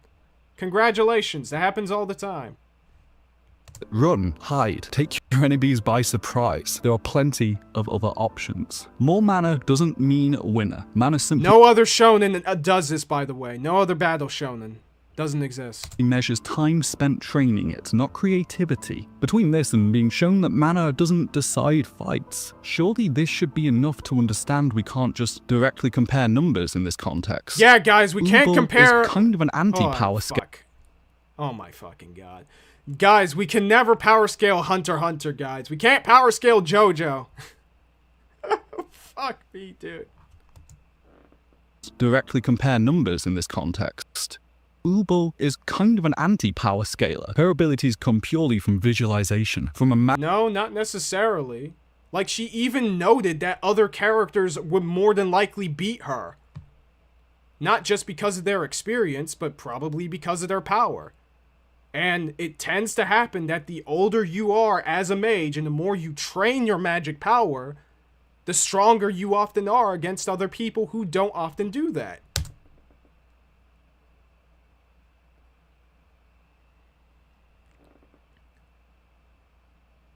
imagining things. How do you quantify that? As we can see with Ubel, dude, you're making it seem like Ubel can just win by imagining whatever she wants and just having all of these hacks abilities in her back pocket. She has one ability that we know about that is hacks, and it's possible to dodge it. So, we can literally see that characters like RWBY and Fern and other characters are able to dodge, not Soganile, that's another spell. Fuck, what's a, Railziden, that's what that spell is called. If you can dodge the attack, you win. You can compare these two characters' reaction speeds to each other, and you can probably say, yeah, more than likely that character would win. Like, Frieren would probably win against Ubel. That's not a... I don't know if that's a hot take or not, guys. Now, in terms of the amount of hentai she has... Hold up. I'm gonna stop myself. Oh my god. Wait. Like, it's so fucking stupid. Oh my goodness. It is so unhinged the way this guy is engaging with this topic.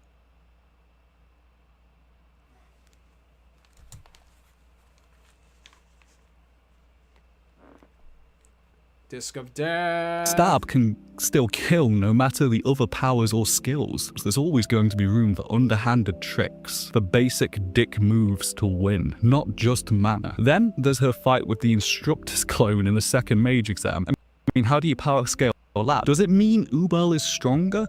The belief that you can reduce the nuances of life down to a single thing, a power rating, it's reductive. You know what? If people were that maverick, that would be fucking maverick. But no one's that maverick, Lillian. Shut the fuck up. Reductive to the action, to the creativity involved in these fights, but it's also picks or it didn't happen. Reductive for understanding the characters in the world. Frieren has depth beyond a number. Flashbacks of Flammy kind of imply this. They're just using a dirty trick to spite demons because no other shonen does this, by the way. Dirty tricks are never a thing that people have scaled before in other pieces of fiction. That never happens. They approach mana like it's a power ranking. Lidora can't understand the complexity. Apparently power scalers can't either. Later in the... Shut the fuck... Wait, what did he just say? Hold on. What did he say? I can't understand the trick to spite demons because they approach mana like it's a power ranking. Lidora can't understand the complexity. Apparently power scalers can't either. Later... Dude, okay. See, this is the part where I'm gonna show you this video real quick, okay? We'll come back to you in a second, motherfucker. Let me show you this. Just real fucking quick. Alright, no more operator. Go watch his stuff. He makes great videos. Okay? And by the way, I'm not much of a power scaler myself. I just have basic fucking common sense. Alright?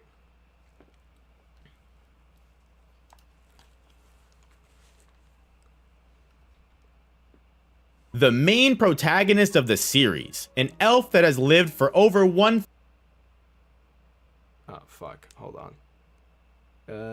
I think this fucking stream is skitzing now a little bit. The main protagonist of the series, an elf that has lived for over 1,000 years and is famous throughout the world for being the mage in the party of heroes that slayed the Demon King, suffering from the massive weight of living for thousands of years and outgrowing any other life forms around her. Despite Frieren's polite and friendly nature, she tends to be a bit disconnected. Frieren is aware most... Literally, the first, minute of the video is spent explaining who Frieren is and her backstory. Especially when it comes to dungeon treasure or towns with a lot of magic shops. Most of the current party's journey consists of Frieren and friends performing odd jobs for grimoires of spells some might consider useless or have no grand value. However, most of this is due to Frieren's drive to attempt to understand humans in this phase of her life. So, basic character analysis, right? Okay. Not only can she reflect on great memories with her old party, Hold on. Let me skip to where they actually get to. Okay, here we go. Statement when describing Frieren. Again, an elf that has lived for 1,000 years, not only has Frieren had the chance to hone her skills to the maximum, she had amazing guidance through her mentor Flam. As we discussed before, the great mage Flam encouraged Frieren's pursuit of magic, and was the one who taught her the method of mana concealment we see Frieren continue to impart on Fern today. Being the student of the human mage who revolutionized. By the way, that RWBY comment was a complete joke. Okay, that I am not having a Gunnar arc, guys. I'm all right. Okay, I'm just fine. Now, if a cosplayer wants to hit up my DMs, however,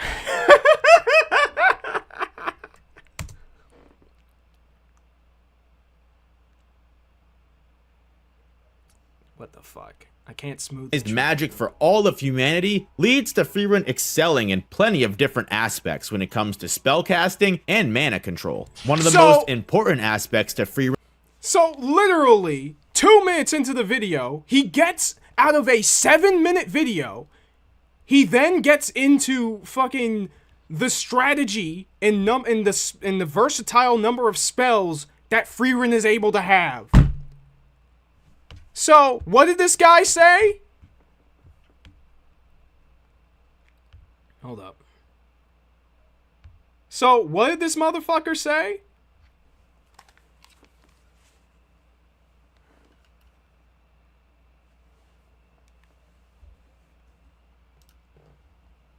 Fedora can't understand the complexity. Apparently power scalers can't either. Later in the manga,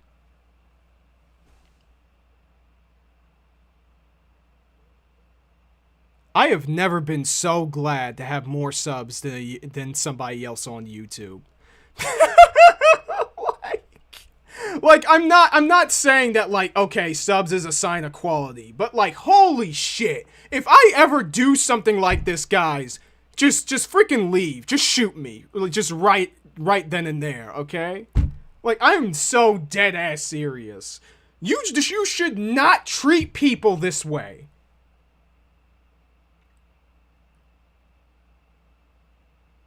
Like, are you serious?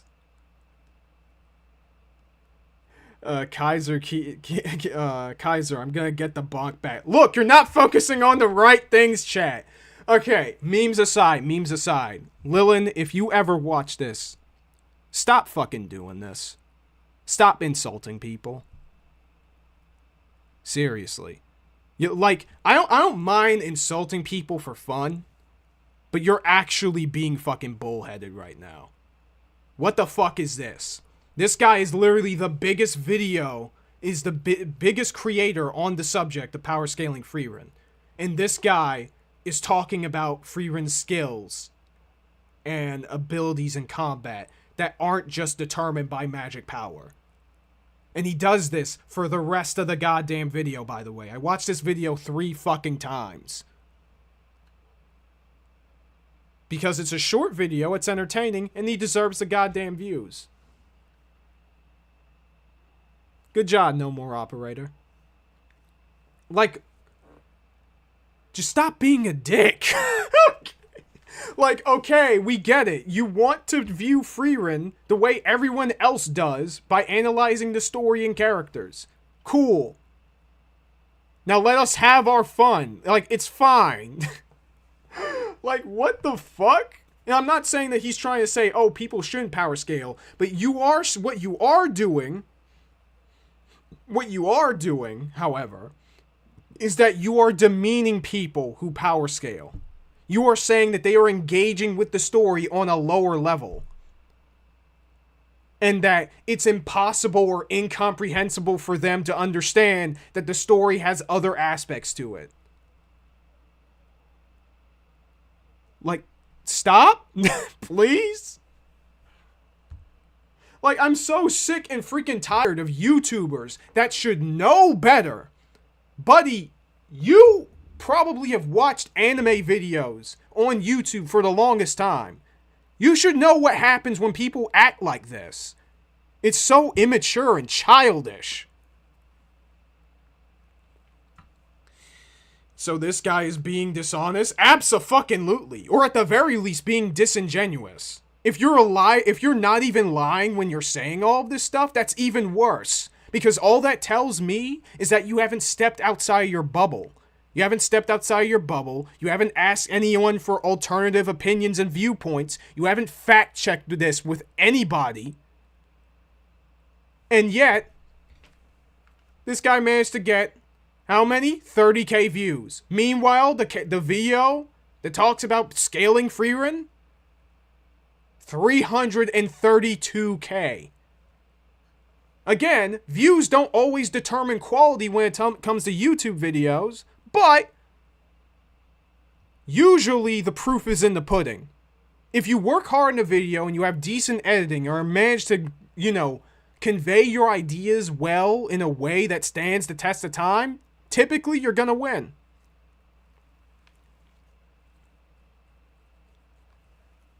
Fact check. No, I said fact check. Okay? I said fact check. Don't clip that, for the love of God. I say that as if I'm not going to make a highlight out of this segment. Oh my God. I find it funny that this is not the first time you sent this to, what? Next, I have no idea what you just said. It's the fact he's so badly reading into Frieren's story and characters just to dunk on something that doesn't need to be dunked on. Yeah, for real, dog. It's like shitting on the concept of horror elements within a story. Why is so many YouTubers going out and insulting people for what they like? Seriously, it's not healthy at all. For fucking real, dog. First clip of the day. No! No, totally don't clip that and edit it and put it on Twitter to get me more likes and attention. Oh no, don't do that. Anyway.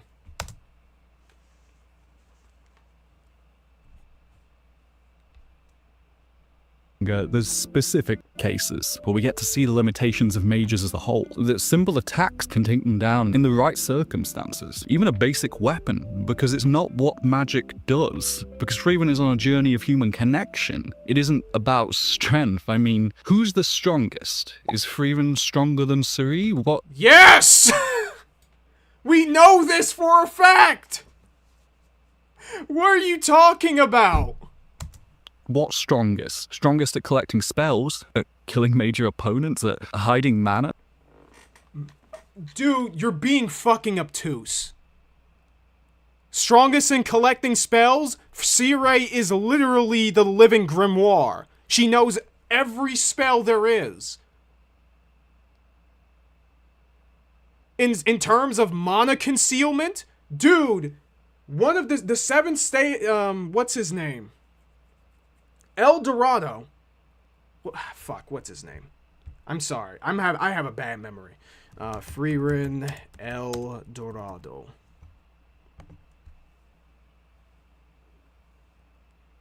What's his name? Mocked. Okay, Mocked. Yeah, literally, the fight where, Frieren fights Mocked could not hide her mana sensing, could not hide her mana from him. Ciri fights Mocked in the very same arc, in a flashback, and her mana concealment is so keen that she literally speed blitzed him, and could have one-shotted the motherfucker right then and there because of her, but she couldn't. Sorry. She could have one-shotted the motherfucker right then and there because her mana concealment is that good. To the point where the motherfucker could not even perceive her as being in the same goddamn place. Let me show y'all this. Hold on. It's in another one of No More Operators videos. Actually. Where he actually scaled Ciri.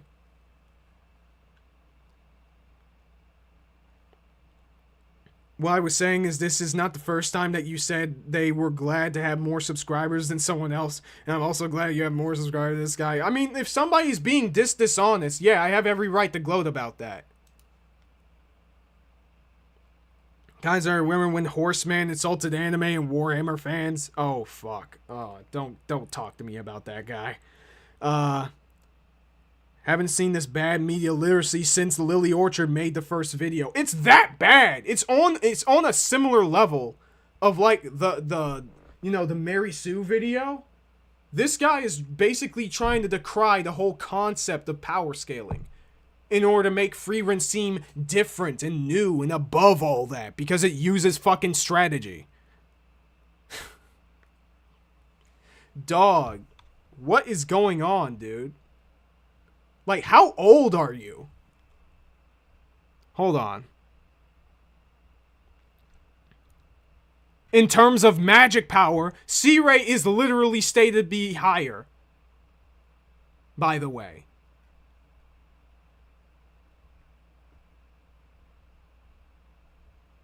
But that's not important. What is important is what happens a little bit later. Okay?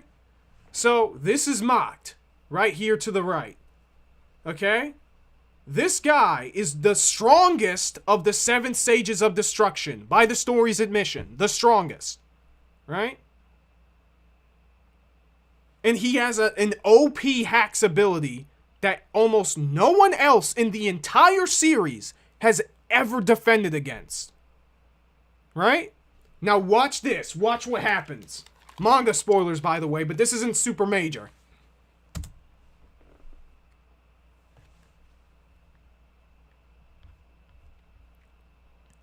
The strongest of the 7 Sages of Destruction. After Mach turns the entire city of El Dorado into gold, Ciri, using her ability to hide mana, immediately puts herself in killing range of Mach's... Bro.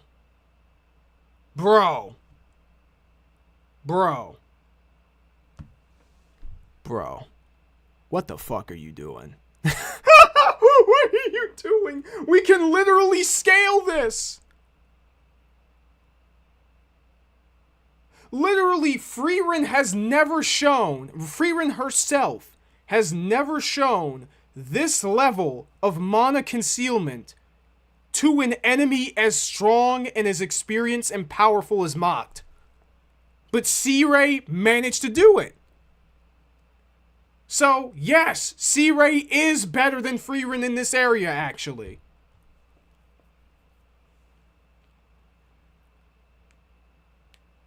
In terms of fighting the most opponents, literally, the only demon that we know for a fact that she could not defeat is the Demon Lord. And Frieren needed help and prep time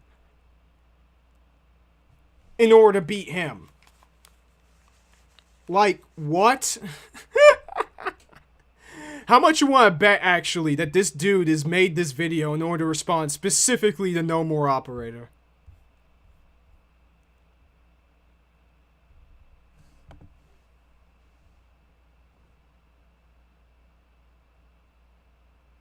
Having lots of mana, buying gifts. What's the metric for Frieren power rankings? Because everything requires different skills, and even each individual fight requires different skills. Dude, you're being so fucking obtuse. Not every skill is as good as another. If I have a magic ability to, to turn things into cheese by touching them, that is always going to lose to the guy that can stop fucking time. But if a guy can turn you into cheese by looking at you, they might beat the guy who can stop time. Dude, so is he vague posting? Abso-freaking-lutely.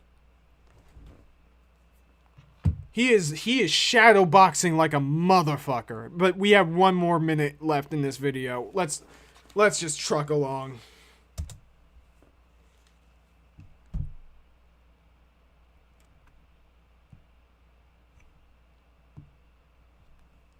scales. It isn't as simple as one outright strongest rating. Frieren can't be power scaled in the traditional sense, not without making insane leaps in logic. Dog, you don't know the traditional sense of power scaling.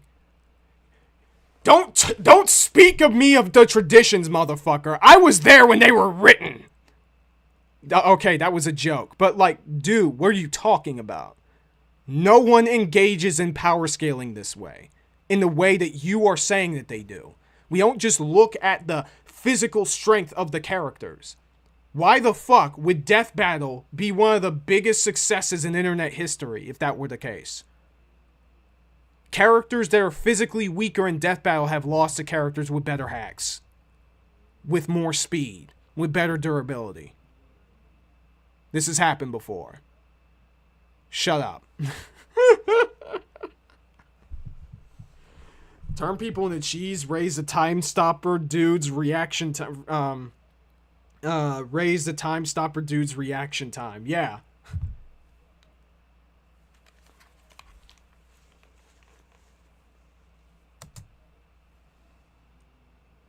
To quantify the nuanced and the vague. One part of power scaling is to try and keep a logical consistency, often in a world where new heights must be constantly hit to build hype. But no, not necessarily. You can still have tension in your story where the characters' power levels, quote unquote, stay the same throughout. Hey, there's a certain show actually that exemplifies this really, really well. You know, you might not have heard about it. It's called World Trigger. Okay? Let me hook you up real quick. Okay? It's the show called World Trigger. Alright? Okay, it has 3 seasons. Right? Underrated shonen. The manga is still ongoing. You can go watch it. But that's just like the first example off the top of my head. You can still have tension in your story when you establish that there is a scale of power.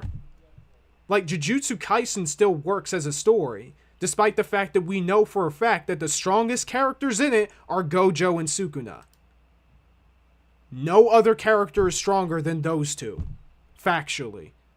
But there's still tension because characters can get stronger, they can... And there are hacks and there is hacks abilities involved. But no other show does this. Somebody said World Trigger. I just summoned Pete. Kaiser's fixation on World Trigger. It is justified and you fucking know it, bitch. Is the World Trigger anime continuing from the manga? Not at this rate, no. We just have the 3 seasons, but the 3 seasons are good. Go watch it. Not only that, you have the Black Flash, or how to wear down their curse energy. Yeah, exactly.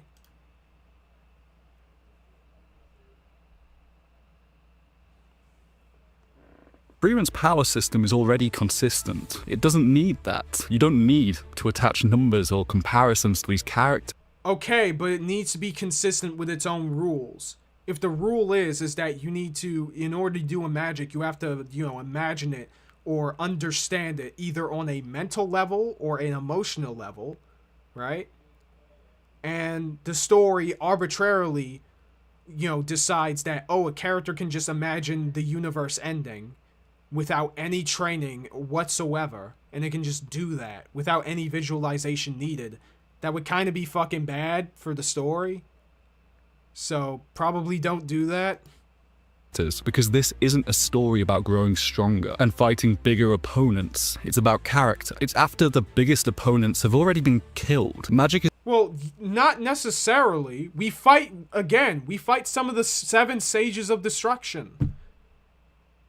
Literally, we go from one of the weaker sages to the stronger sages. And the ones with more complicated abilities.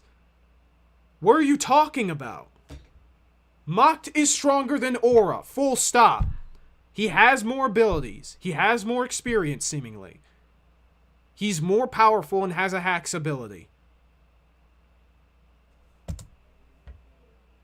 isn't supposed to be a tool for comparing fighting power. Flammy teaches Frieren magic for fighting, for revenge, but in the end, wants to teach her the flower spell. The thing that made my god, dude. Now he's pulling the stupid ass shit that people do in these video analysis videos when they don't have an actual argument. They talk about the themes of the show. Oh yes, you don't understand because Frieren is about things, guys. Frieren is about this. Frieren is not about fighting, it's about togetherness. You mean like every single battle shonen in existence? Dude, how many videos have people made about the themes of Naruto? Do I even need to show you guys to look this up? I'm gonna do it anyway. I'm gonna fucking do it anyway. Themes.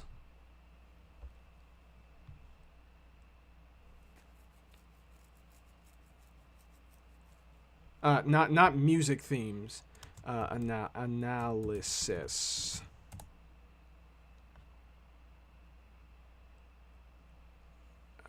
The meaning of Naruto. What are Naruto's themes? Player Gripes is wrong discussing the themes of Naruto. Like, actually, let's just go with Naruto analysis. Hypocrisy.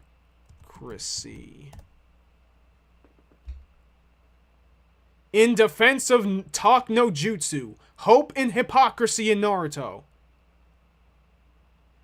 Naruto's destiny, hypocrisy or misunderstood.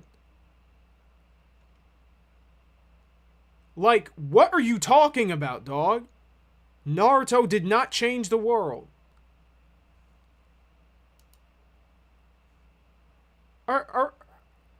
Dude, what are we doing?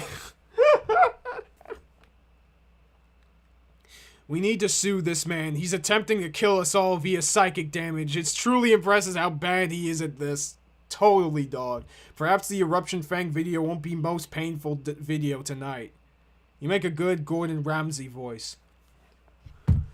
This video is fucking raw. This needs to go back to the fucking drawing board, you utter rich. Okay? You utter fucking mistake of a YouTuber. That isn't serious, actually. Alright, that's just me doing a bit. Dude, I'm gonna pull a Chud logic. This disgusting absolute rich of a fucking YouTuber that doesn't understand what fucking power scaling is. Like, dude, you can just watch a single fucking episode of fucking Death Battle, and you can understand. And you will understand that it's perfectly reasonable to understand what power scaling is and how it works. Dude, what the fuck is with this accent, dog? Dog, I'm committing whiteface right now, dude. I'm committing whiteface.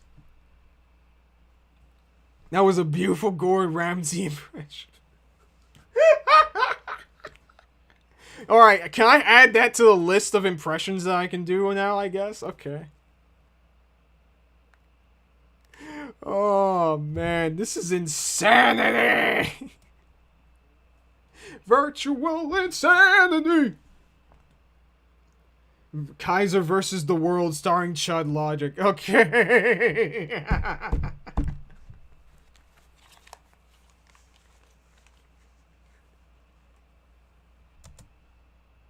To love magic. Magic as a tool is better for human connection than for fighting. Fucking you can't kill me. power Fucking scale kill that. me right so now. Why you can't power scale different abilities, guys. That never happens. try to force a numbered, objective view into things? I think the intention comes down to wanting an objective ranking, one that's not Oh my fucking god. Every power scaler on the planet that isn't a freaking nail-biting, neck-bearded fucking 12-year-old or man baby on fucking Reddit understands that all of this shit with power scaling is theoretical. It's a fucking theory. You know, it's freaking hypothetical, right? all these people are doing is comparing which hypothesis is better supported by the evidence within the fucking story. Oh my god, dude. Objective rankings suck. Like, yes, there are rankings that can be objective within Frieren. Again, we know for a fact that Cyrie has the most magic power. She knows every spell. And, judging by the fact that she literally pieced up in 2 different ways the strongest of the 7 Sages of Destruction, yeah, more than likely, she's probably the strongest. In most categories. Is it really that hard to believe?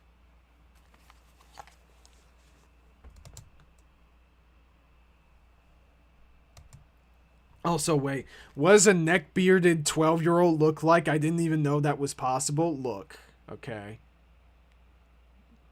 You've been to Otakon, Pete. That's all I gotta say. You can't power scale different things. Gun tubers testing armor with different calibers and guns. Well, nobody told me. Exactly, dude.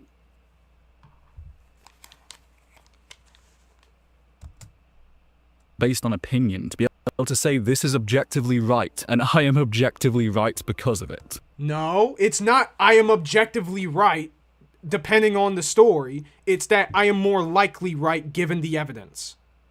Again, this is what this is. You're backbroken because you look at a bunch of people debating about Naruto versus Ichigo or some stupid shit like that, and you cringe because they're yelling at each other and calling each other the N-word, and the conversation isn't productive.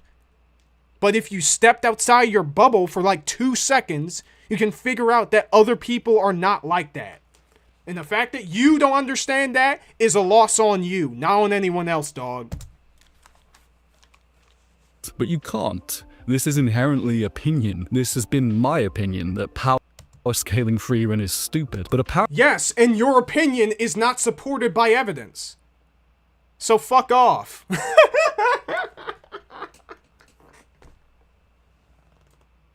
Oh my god. Who was saying that they're objectively correct on power scaling? I mean, some people do that. And here's the thing. It is possible to be correct on these things. It depends on the evidence. And there's nothing wrong with somebody saying that. It's only wrong when you're using that as a way to show yourself as, I guess, superior than the other person. Right? If you're being a dick about it. But you can engage in power scaling without being an asshole. Like, up to my knowledge, no one has said shit about No More Operator. No one called him a freaking asshole. He's just chilling. He's just making his videos, doing his thing. Up to my knowledge, anyway. No opinion bashing. Exactly, dude. Like, you spent this entire goddamn video saying that, oh, power scalers don't understand. They do not understand the fucking, the nuances of Frieren's story. It's so fucking nuanced, guys. It's so complicated. It's about human connection and all of these things, even though it's so blatantly obvious from the first friggin' episode.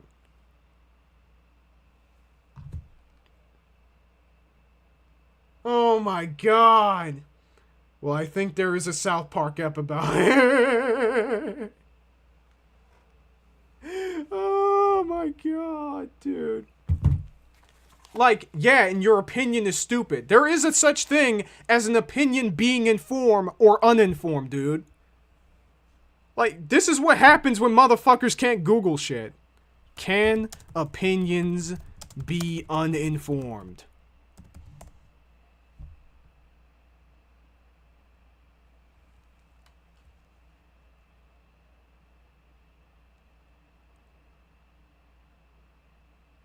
Like, dude, what in the fuck?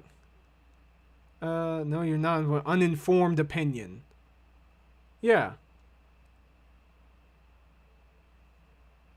Uninformed opinion meaning, actually. Let's just look at that. Not educated or knowledgeable. Not having or based upon information or awareness. Not informed, an uninformed opinion. Dude, you can't scale up to Google.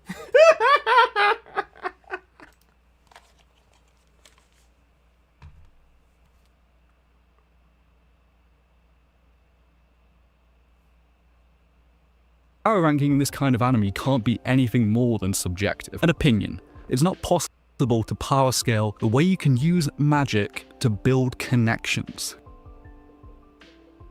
Hey, thanks for watching. If you like this, there's probably more on the screen now. Cheers. I did not like it. What an absolute joke of a video. Dude, this video was an absolute fucking joke. Oh yeah, it's my opinion. The trying to power... What does the description say? Trying to power scale Frieren to find the strongest of the mages just doesn't work. In my opinion, guys. In my opinion. Dude, he does all of the freaking things. Shadow boxing, you know, just vague posting about people that do something that he doesn't like. Insulting people for liking things, or you know, discussing media in a different way than he wishes to. Doing the whole, oh, this show is about things, guys, as if Jujutsu Kaisen doesn't fucking have themes either. Like, are you serious? And then, oh, it's just my opinion, guys. Get absolutely fucking reamed, dog. This is your worst video. As someone who's seen like a couple of other videos that you made, this is your absolute worst. And it's not because you don't like power scaling. It's about you refuse to understand it. And that you're being a pretentious jackass about it. Please stop. Frieren is not above the concept of power scaling. It's fine. It is fucking possible. People are clearly doing it. And there's nothing wrong with people doing it. It makes sense within the series because much of the story is about the characters fighting. It's not the nougaty goodness. It's not the core of the story, but it is a part of it. Creativity can be power scaled. Intellect can be power scaled. Hacks can be scaled. It's that fucking simple, dude. People have done this for years. Watch a single goddamn video about power scaling. Watch a single video in your goddamn life, please. Because if you keep doing things like this, honest to God, you're going to piss a lot of people off that you do not, that isn't even necessary to piss them off on. You're making needless assumptions about people and their takes on media for no fucking reason other than you don't care about the subject. That's the truth of the matter.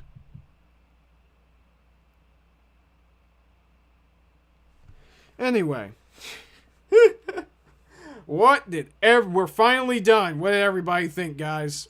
The my opinion shield. Yeah, for real, dog. Like, sorry, dude, but opinions can be uninformed. And the fact that you have this uninformed of an opinion just shows how, not only that, but are willing to demean the concept, a concept that a lot of people care about.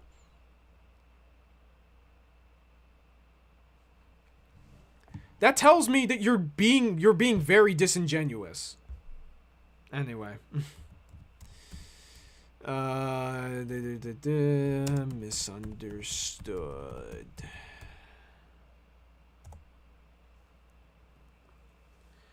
I'd seen the Ed and Eddie power scaling video. Nothing is above power scaling. You can even power scale. Okay, alright. Let's not get that freaking jacked up. Who wins free... I can't.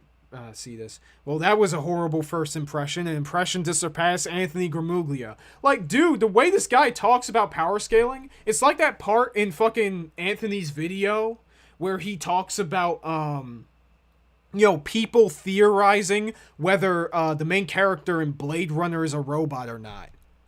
Like, dude, let people have fun with these things. And just because people do those things does not mean that they are not engaging with the story correctly. Are you stupid? Like, are you actually fucking dumb? You're talking like people are fucking stupid. When they're not. Kaiser is torching this man's career. I'm not going that far. I hope he learns from this. I pray to God that he does. Because when I make a highlight of this segment, I'm definitely going to, like, really hammer home just how incorrect every single part of this is. I feel subjected to something unethical. Can't wait for the next one. Like, who knows? This might actually be good. So it's 45 minutes. We might not be able to watch the whole thing. But I have significantly more faith in Eruption Fang. Talking about Raven. So let's bash RWBY again, guys. As a palate cleanser. Okay?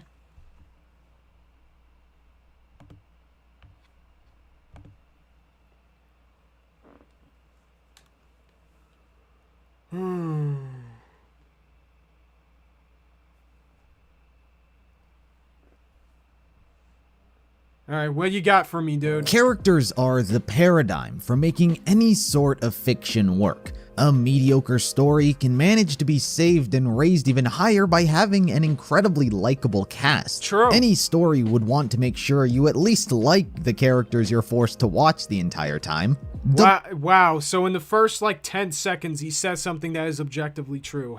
Can you believe it, guys? Can you believe it? Doubly so, the villains also have to have a similar sort of draw. Something that attaches you to them, and you want that voice, I hate it already. Okay, chill, guys, okay? That's what he sounds like. Chill out, alright? Oh, man. Let's see. It's hidden. Okay. to see play out. Everything leads up to the proper setup, climax, and resolution, understanding just why everything played out as it did. But when it comes to RWBY, it has a real hard time accomplishing these steps. More often than not, instead of seeing the characters rise up to other levels, you're seeing these others torn down. Facts. They're made to look bad so the heroes can look good. It's not just happened once or twice, it's happened over and over again, and it's a consistent problem with how disrespectful this series is to its own characters. It's like they Dude, I'm gonna be out of a job if he's gonna cook this hard at the start. Like Team RWBY and no one else, so anytime any characters get in their way, they become a problem, and Team RWBY bulldoze over them with utter disregard for their storyline. Yep. When the series focuses every ounce of their effort on only the main characters, it leads to others missing out on the opportunity to become fleshed out themselves, giving vague misrepresentations of who they are to the audience and to itself. Facts. So I'm guessing he's gonna say Raven is a victim of this, right? I guess that's what he means by misunderstood. Like the story itself misunderstands the character, which, to be honest, that's not a hard take to make. Like, we literally had the video that Critter made talking about, you know, why Yang is a hypocrite. And it seems like it's very self-evident that the writers just do not fucking give a single lying, crying, dying shit about actually fleshing out these characters or keeping them consistent or confronting them on their choices on a meaningful level, on a consistently meaningful level. Like, holy shit, this dude is just cooking so hard. Oh, alright. I'll be right back real quick, guys. I gotta go to the bathroom real quick. Pee-pee break. Pee-pee break.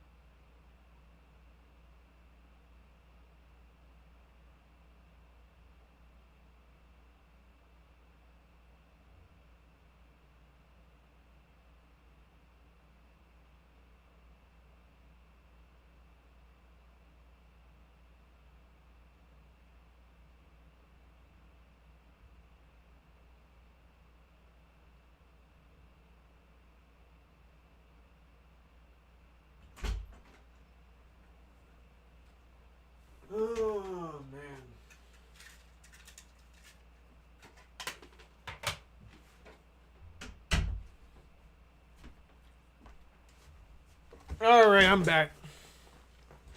Alright, let's get this show on the road.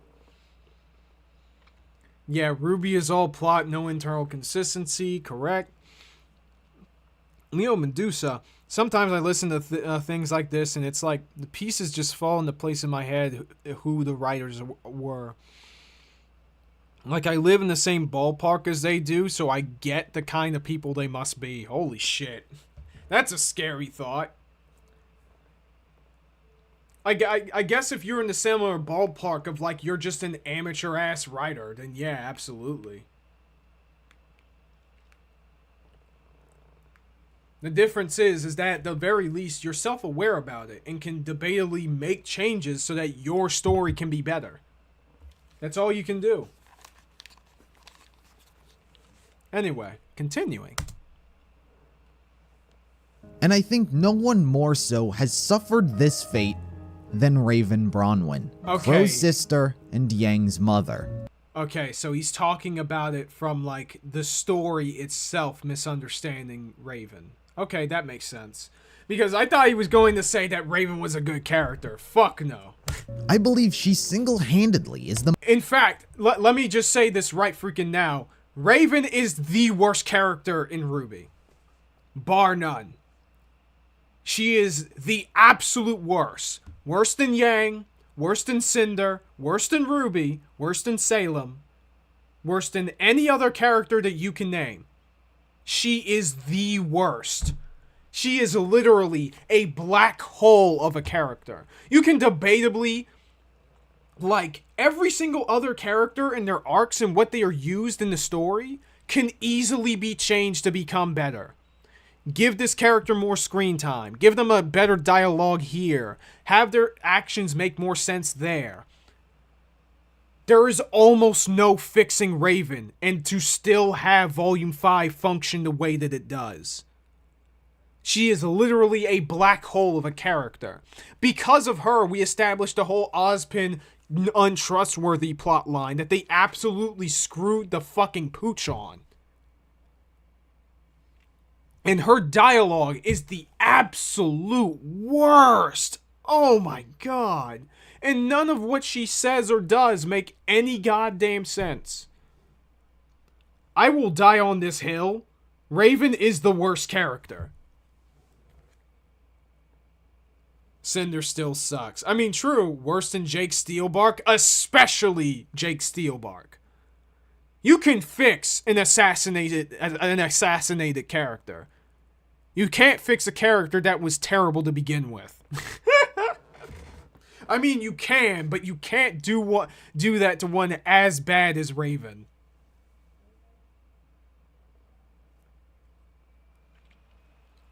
There is almost no fixing Raymond. Challenge accepted. I'm gonna be honest, spoiler alert, I don't think Raymond succeeded.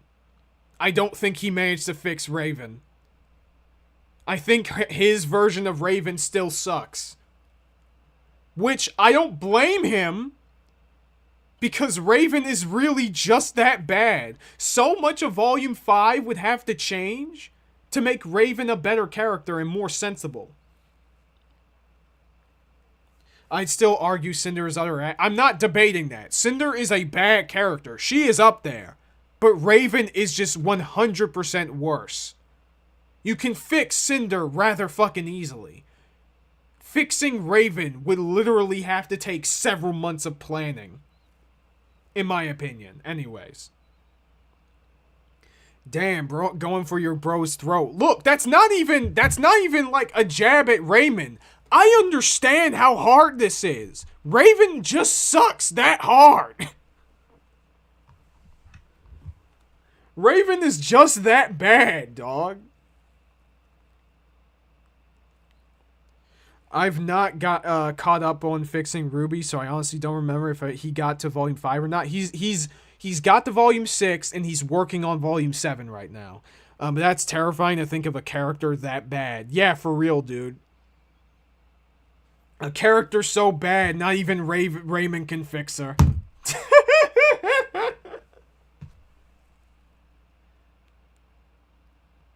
I can fix her, Cinderfall. I can legitimately fix Cinder's character. It's not really that hard to fix her. It's really not. The structure of the story allows her to be reasonably, like, focused upon if done correctly.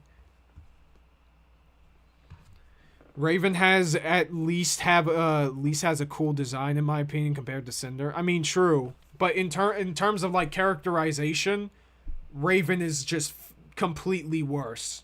Like, she is really that bad. It's funny that Yang, one of the worst, if not the worst characters on Team RWBY, is the daughter of perhaps the worst character in the show. Dude, it's in the genes, dog. It's in the genes.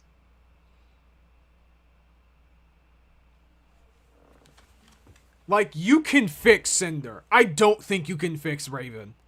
She is really, really that bad. You can literally fix every single other part of RWBY rather easily. Raven is just the one thing that I just don't know if you can fix. Like, you would really need, like, a team of writers to actually hunker down and pull that off.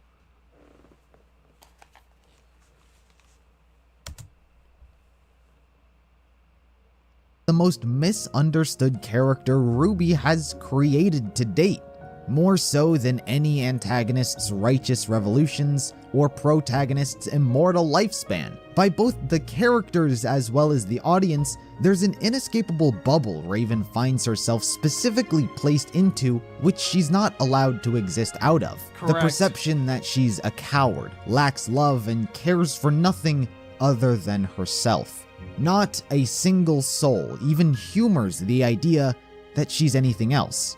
And it's that exact outlook towards her which uniquely enough creates a very intriguing character. What exactly happened which led to the point of Raven Branwen being so hated, so negatively seen, so misunderstood? Hey, roll credits. Now, before we chalk everything up to the writers and directors failing at yet another character, it's important spoiler alert, they did. to see that it's not just how she was represented. In fact, the Raven everyone associates her with being now is actually much different than when it began. To understand her, we must first go through with how the show was initially treating her before things began to change. Raven's introduction was anything but. We never actually got to see her, rather she was a figure who existed through word of mouth. Yang Xiaolong, being one of the main characters of this franchise, would frequently speak of the mother she never had, growing up under a household with her father, his new wife Summer Rose, and later a younger sister. She grew up with a mother figure, but not her actual mother, leaving her to question why she never stuck around. Fully aware she was alive somewhere in the world, it almost became her sole mission in life to understand one simple question: why? Until it wasn't. This served Yang's initial setup quite well. Every character needs some sort of event from their past in order to drive them to want to accomplish some greater goal. Exactly. I just wish they established that in Volume 1 instead of the Volume 2. Ooh, I thought this video was going to be everybody watching RWBY misunderstands Raven, not Raven is diegetically misunderstood. Me too. Honestly. If it cooks like this, like, where's the disagreeable part of the video, Rival? I've not, it's been like years since I saw this video.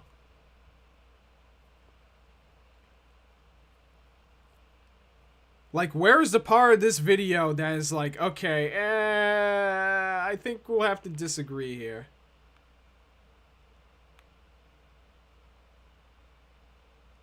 I wish they had more Yang in general in Volume 1. Yeah, for real. Facts. Personal or not, it was made clear from the get-go that the search for her mother was what was pushing her forward, as in her debut trailer, she makes her way to Junior's club to see if he has information on her. While this, by the way, in the stupidest ass way possible, the dude barely answered her question and then he fucking physically assaulted the motherfucker. I mean, there are some summarizing that is accurate. We'll get to that. Well, I hope that's soon. Smaller detail is easily Inaccurate, missed by sorry. many caught up in the spectacle of the action that precedes it. It was later confirmed by the creators and the writers that the picture Yang shows to Junior is indeed of her mother. Doubly Guys, I love when stuff like this is said in like other sources instead of the fucking show itself. It's great. so, this was also her introduction as well, as a Raven can be spotted spying on Yang before she ever even entered the club.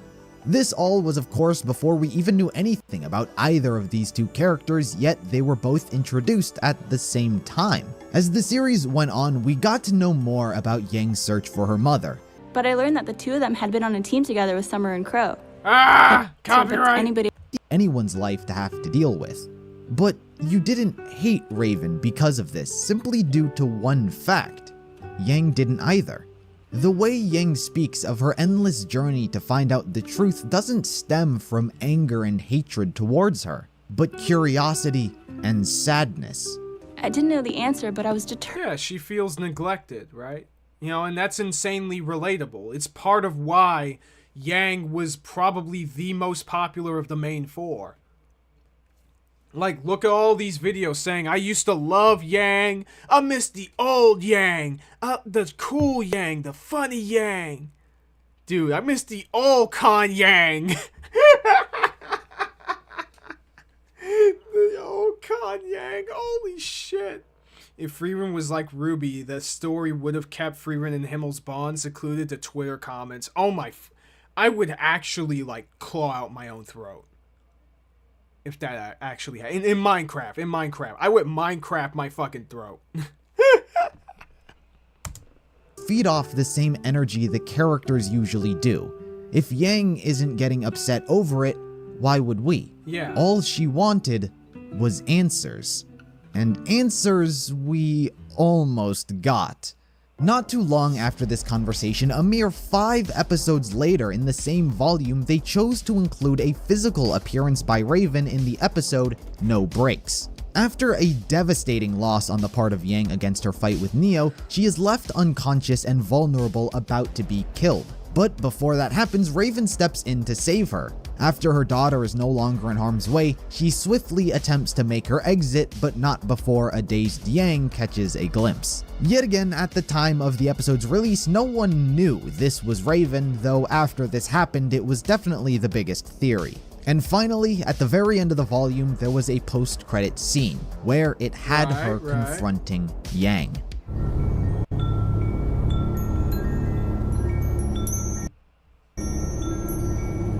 Who are you? Who are you people?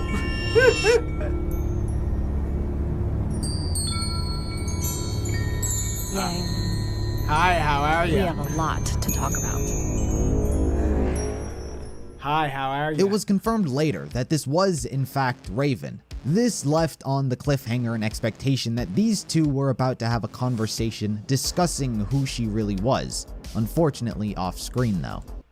Yang was relatable. She was motherless, just like how many people are fatherless. God damn, dude! Chill! Yeah, and it was stupid, yep. RWBY, not Ruby Rose, not that one. Who are you? Oh my god. I'm your character model, but different. Yeah, that's always been dumb.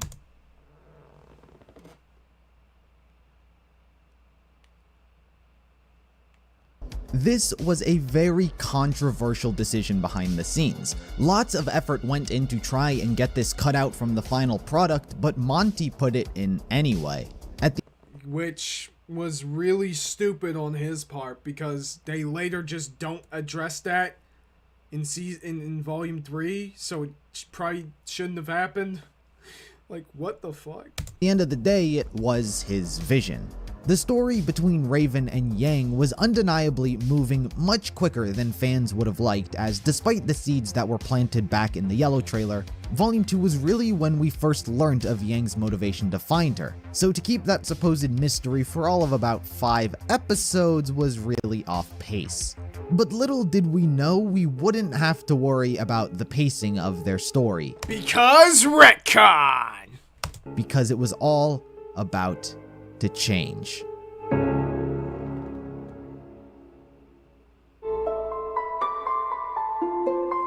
Okay. it's quite clear as to why.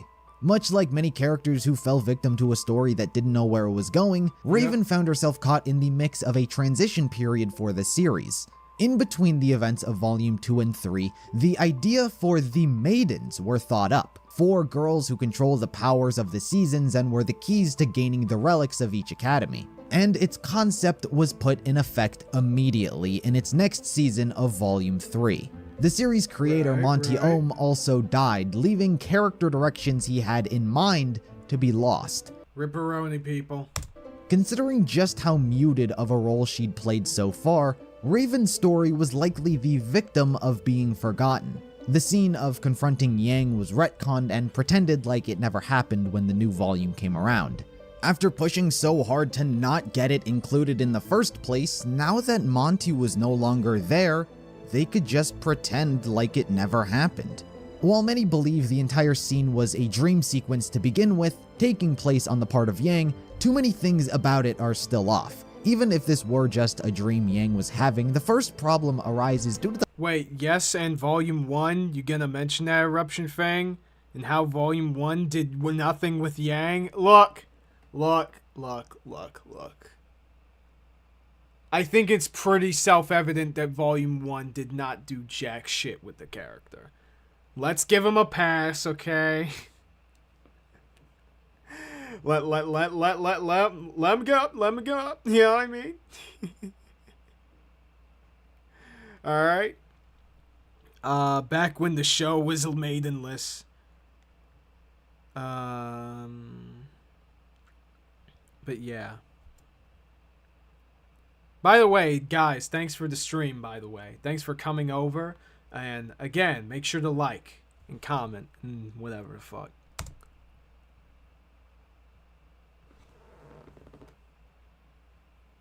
The fact that she has no idea what her mother looks like in modern day. A clear and concise image of the woman she actually is much too detailed to be just a figment of her imagination. Also, her line of having a lot to talk about. What could she possibly be referring to if this is all taking part on behalf of Yang? Raven can't tell her anything she doesn't already know. And even if this were in a sort of dreamlike world, with this being the real Raven taking part, this whole thing is never brought up. I appreciate it, Leo. Thank you. So far, this year was doing a good... I think you're saying this year was doing a good job. Yeah, thank you. Mainless as it should be. It's still mainless. I see no women on RWBY's... bro. She's just a recolor, yeah. Or mentioned again.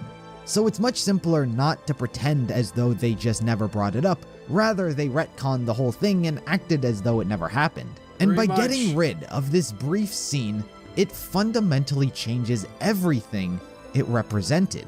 A lifelong search for the mother that left her shortly after her birth approaches her instead of having to be found, with a smile on her face nonetheless. This, alongside a mysterious concept for a battle between Raven and Team Juniper, was also scrapped for Volume 3. Unknown what even Which, by the way, I'm still, like... I've always wondered about this. Like, what would they even be fighting about? I mean, I guess Raven's intentions would have to be incredibly different compared to the final product. Premise was for. Many have speculated that it was due to the fact that Pyrrha was to become a maiden and Raven attacked her seeking to get its powers, but considering just how new the premise of the maidens were, it doesn't quite make sense that they had not only determined that Raven was to be one of these supposed maidens, but also she was on a journey to kill Pyrrha because of it. None of it quite added up with the story she was already given. This is such a huge concept that for it not only to have not happened in the season, but also not having Raven make a physical human appearance at all in the volume is just too big of a plot point to simply brush under the rug. I mean, yeah, like, and also this kind of robs Team Juniper of actually doing something, like, interesting. Like fighting off a major character. It would be like the Kung Fu Panda scene, but Juniper replaces Poe fighting for Raven's food. Alright, let me skip ahead, actually.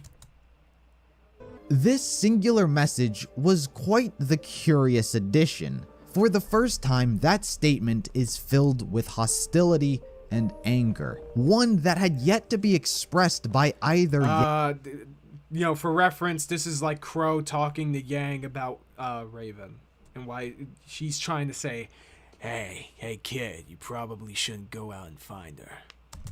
Yang nor Raven till now. And most confusingly of all, it hardly makes sense to begin with. The implication is that Raven knew Yang was in trouble and she had some sort of moral code she plays by to save a given person at least one time. It comes off less as something Raven does as part of her character, instead more like Spider-Man from an episode of Family Guy.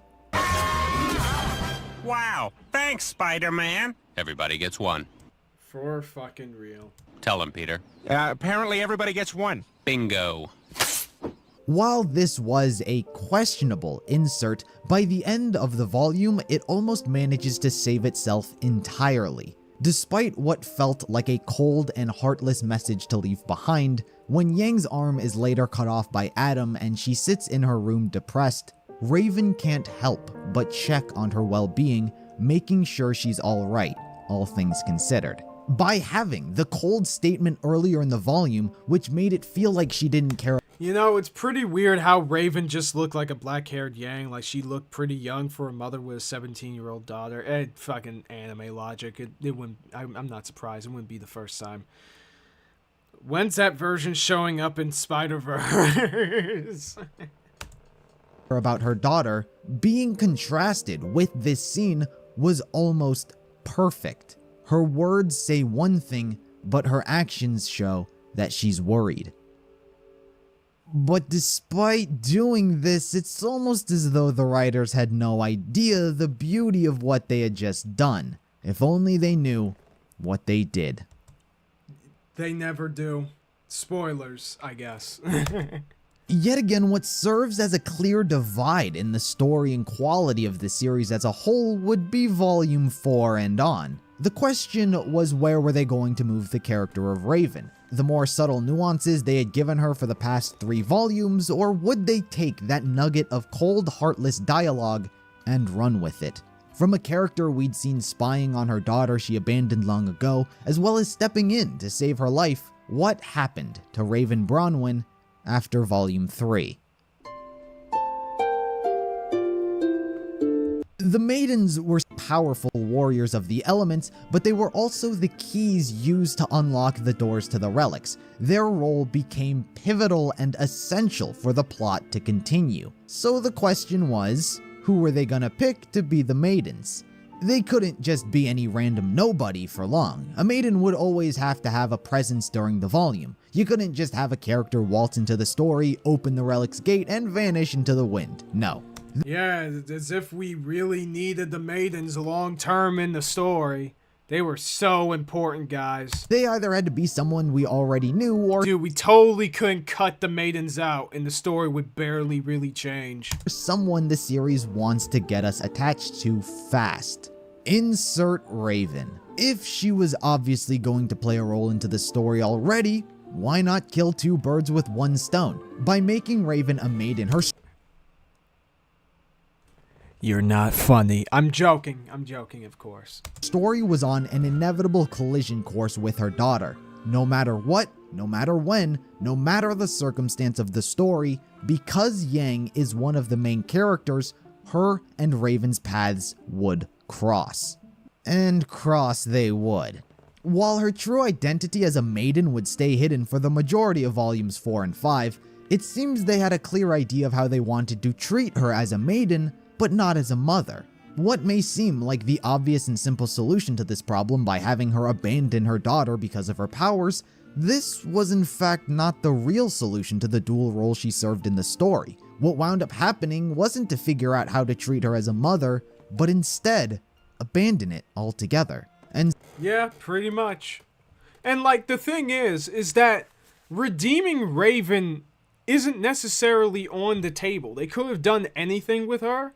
They could have made it so that, like, okay, she remains a coward that sticks to herself if any of her actions made any goddamn sense.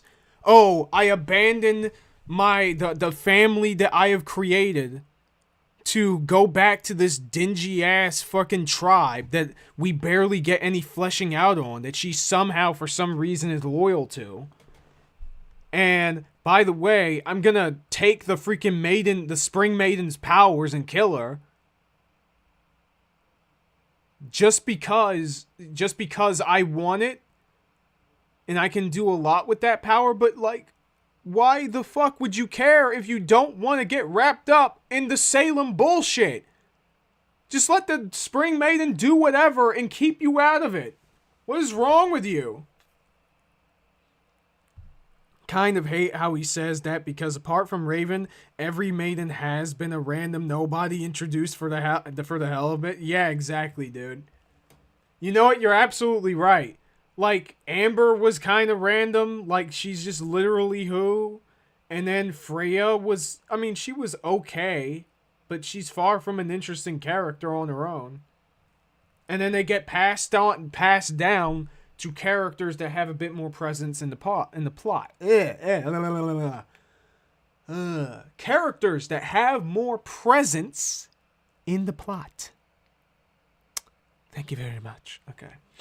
Anyway. I hear rumors that the Family Guy incarnation of Spider-Man is appearing in the new Penny Parker Disney Plus show as the main character. Dude, really? That's so funny. I hope that, if that show is real, I hope it's gonna be good. But it's probably not. Okay.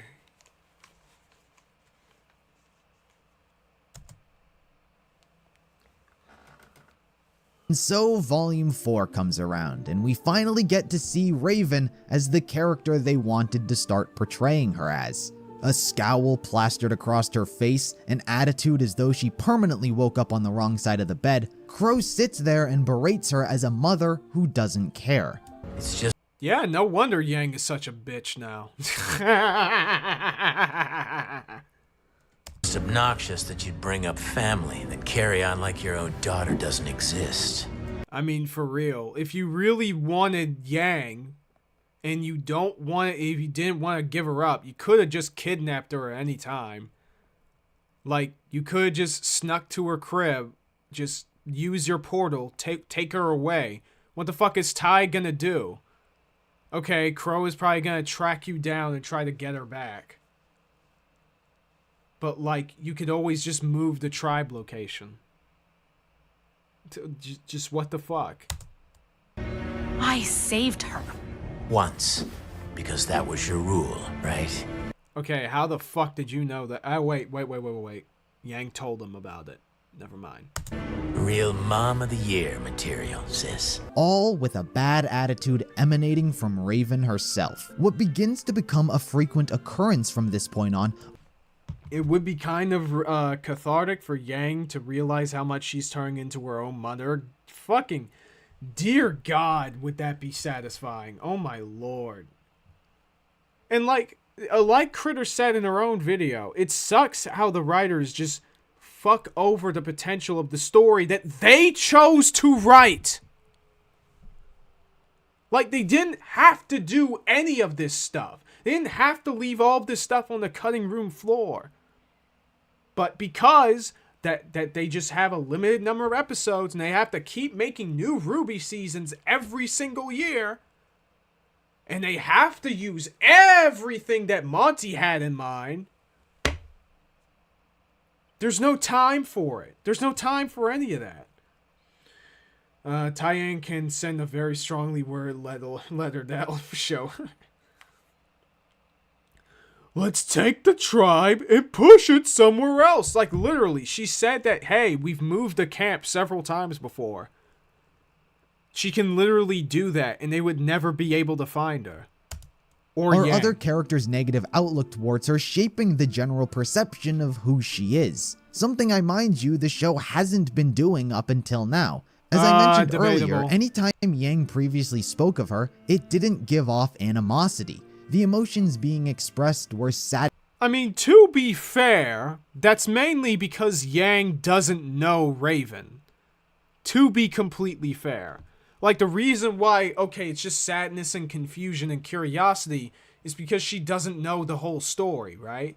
She doesn't know exactly how much of a bitch her mom was, because apparently Tai Yang and Crow have been keeping that from her, which I have no fucking idea why. Well, I have some idea why. I'm not gonna throw it out there. There's some reason to why they would probably want to keep that away from Yang. That's fair. But what I'm saying is that like this isn't necessarily a contradiction. It's not. Right? As far as I am aware. I don't know. I could be wrong about that.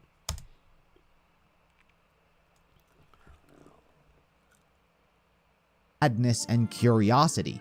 It made the audience feel sad for Yang, but equally curious on her quest to find the truth. But on Raven's first official debut, there's a very clear and noticeable venom emanating from her and the way Crow speaks to her. And if you already know how the story plays out, it's obvious as to why. Raven was set to become an antagonist. Too many concepts were working against her that it made it impossible for her to be anything but. Unless the maiden is working directly with the main characters, the only other role they can fulfill in the story is being against them. And Raven couldn't simply work alongside the characters because she had abandoned Yang as a child. Raven had a storyline that had yet to be given a resolution and a role that couldn't ignore being involved. She was backed into a corner, or as the writers would presume, fell perfectly into the role of an antagonist. I mean, how could a parent possibly abandon their child and still be seen as anything other than evil? So yeah, apparently. And then Yang has to talk down to her in like a single conversation, and that made her give up and question her entire ideology. Storytelling is hard, guys. It became clear Raven had to be unlikable. The audience had to turn on her. They had to make sure no one got any other ideas in their head over who exactly the character of Raven Branwen was. And that shit is fucking boring. Well, okay, it's not boring. It is uncompelling. Like, I'm not saying that Raven should not have been an antagonist, but what I am saying is that without any sort of ambiguity to her character, what else is there? It's a complete waste of time, because everything about Yang's conflict is gonna be so incredibly cookie cutter. The most you can do is possibly give Yang herself some interesting things to do in reaction to Raven being a simplistic, shitty parent. But that is clearly, like what Eruption Fang has said, that's clearly not what they set up. Except there's one key problem. You only get one chance at a first impression, and first impressions are vital. Yep. Volume 4 wasn't where the viewers formed their first impression of Raven. In fact, she'd been leaving impression after impression. Wait a second. The audience had to turn on her, which failed because for some reason, a lot of people believe she's a good What? No, I don't believe you, Rival. I need receipts. I need receipts on that shit, dog. Who in the absolute fuck in their right mind on God's green earth believes in any way that Raven was a good mom?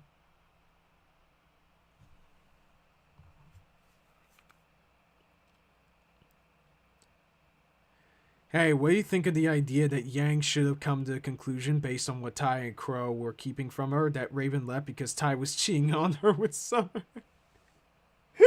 God, that'd be so funny. Yeah, that black and white mentality is what I mean about understanding who the writers are / were. It's very common down here. Oh shit. Okay. Wait, Leo, are you? You know, no, never mind. I'm not even gonna say. I don't, and I'm just now trying to get into what this conversation is about. Fair enough. Next. Well, you have people that say Endeavor did nothing wrong. Okay, and those people can go to hell.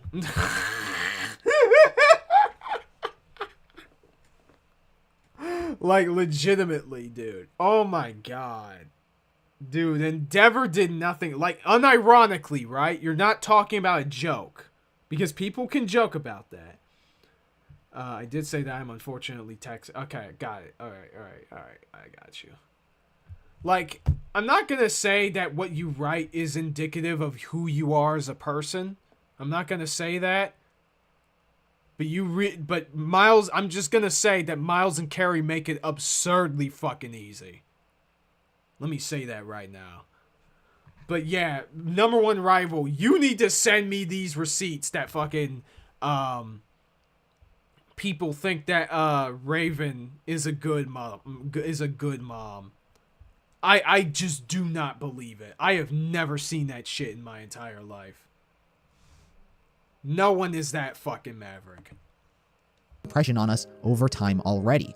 And their biggest mistake of all was that Volume 2 end credit scene, because what this scene represents goes against everything they wanted to do with her as a character after they turned her into a maiden. The first just forget about it.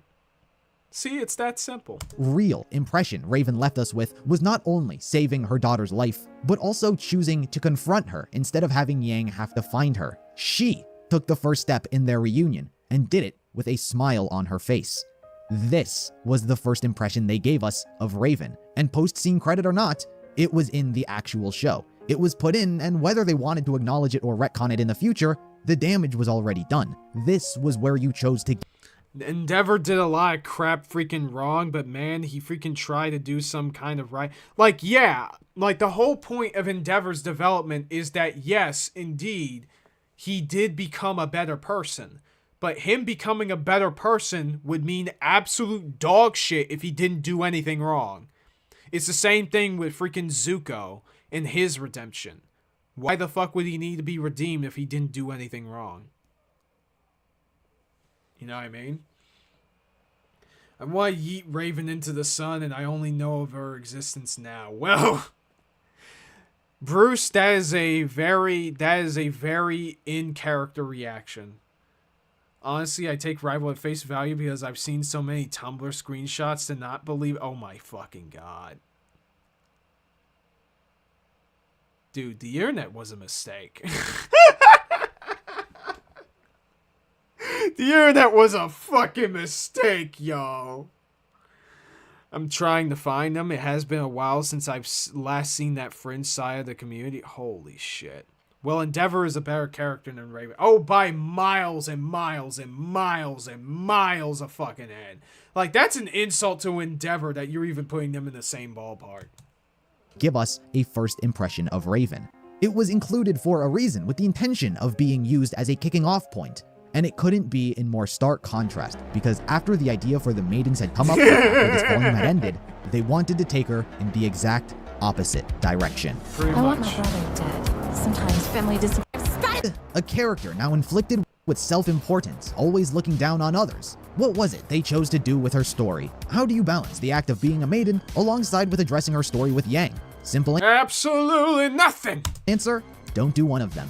You see, Volume 4 faced a very big problem in the eyes of the audience. It was slow, boring, and viewers began to see just how messy and clumsy of a narrative RWBY was starting to become. So Volume 5 solves that problem by becoming even slower. Especially since all 4 of the main girls were separated off on their own mini adventures. The show just didn't feel the same, especially with how they managed to pull off such a successful Volume 3. People wanted to see everyone back together, just The Chad Endeavor versus the Virgin Raven, yeah. like the good old days of Beacon. So when it came to Volume 5, a fork in the road was reached. Either the writers can work to start reuniting the girls, tying up their stories, or keep things slowed down, allowing a little more time to go into each storyline at the behest of some fans. Fuck no, baby. Well, when it came down to it, the decision was reached to begin bringing everyone back together. Every storyline must now all start to converge to the same location.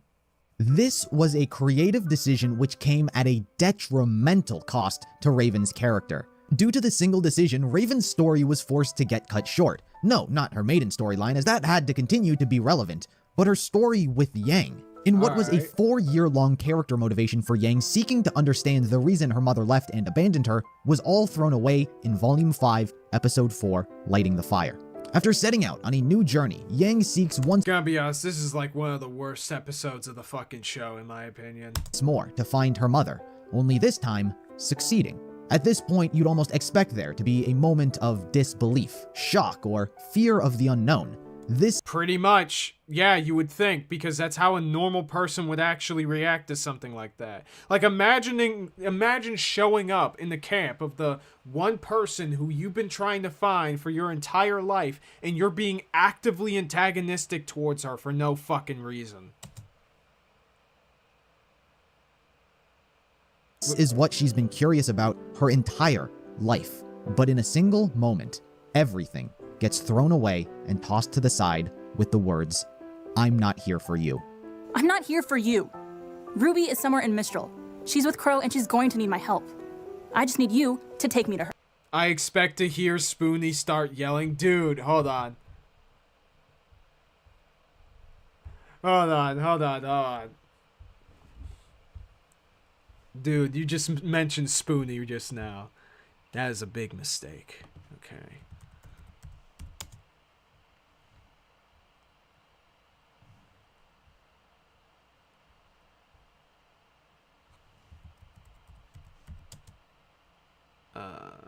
Let's see.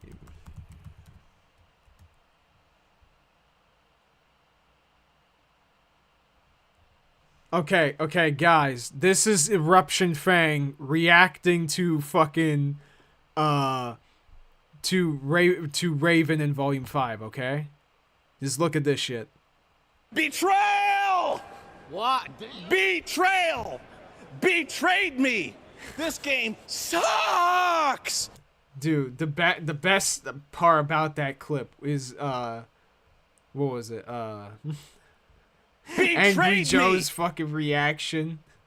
He's all like, "Yo, this guy is a fucking psycho," but like, it's such a good fucking soundbite.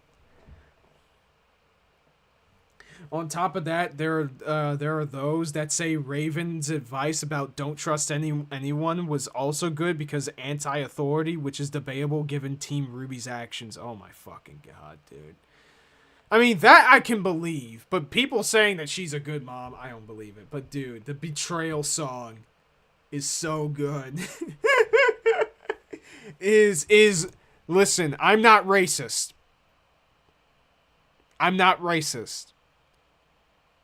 But this is my kind of white boy rage. Betrayal!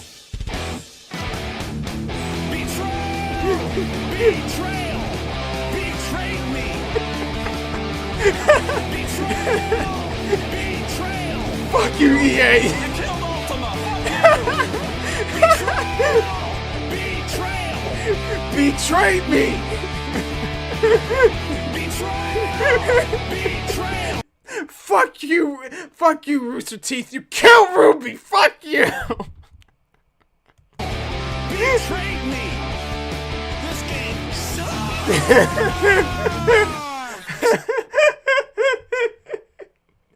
And the best part is this song kinda hits. Like, low-key. Dude, somebody needs to make like a...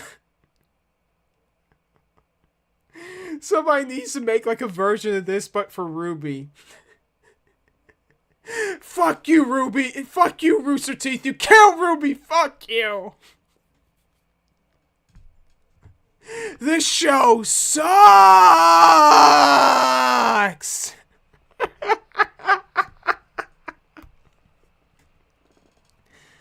I'm not racist, but listen, this is my kind of this is the white boy rage that I look for on the internet, okay? Well, let's do it. Betrayal! Betrayed me! Betrayal! Fuck you, Rooster Teeth! You killed RWBY! Fuck you! Betrayal! Betrayed me!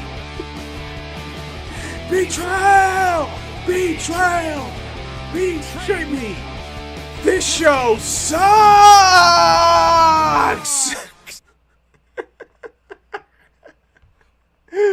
Oh, holy shit. Okay. Alright, just need that out of my system for tonight.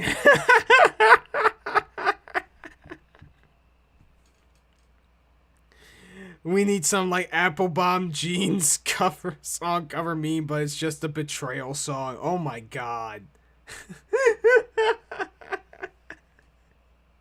Where are gonna be white boys with this one? Also, I hate how I know where the exact EA logo intro. Oh, for real? Holy shit. I'm so sorry. Oh, man. What was Yang's single most influential motivator in life was swept under the rug the moment her mother came on screen because the show was too slow and she needed to be reunited with her team as soon as possible. In the slowest volume in the entire show.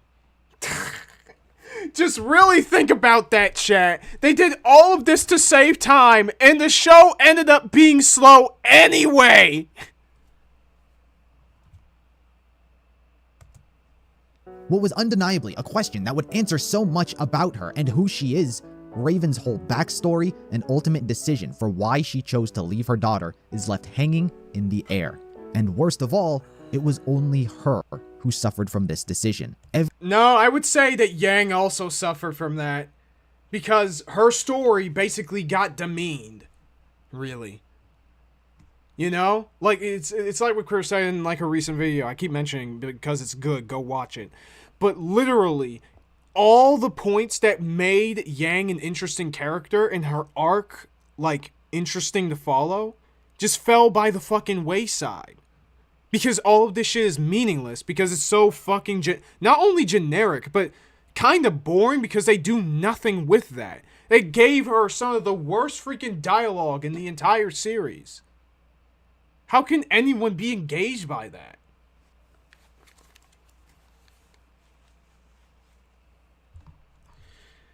Her saying that is like the equivalent of Ratchet managing to find the rest of the Lombax and saying, "Why am I here again?" Yeah, exactly, dude. Kaiser, I'll have you know that Volume 4's quality only came about due to a fluke.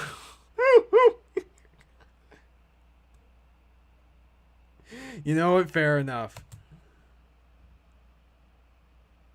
Every other character's storyline could one way or another be entwined with each other. The effort to save Haven was where the majority of characters were. Weiss had already run away from home, and the Faunus storyline was just lumped into taking place at Haven as well. Yang couldn't reunite with everyone and stay with Raven.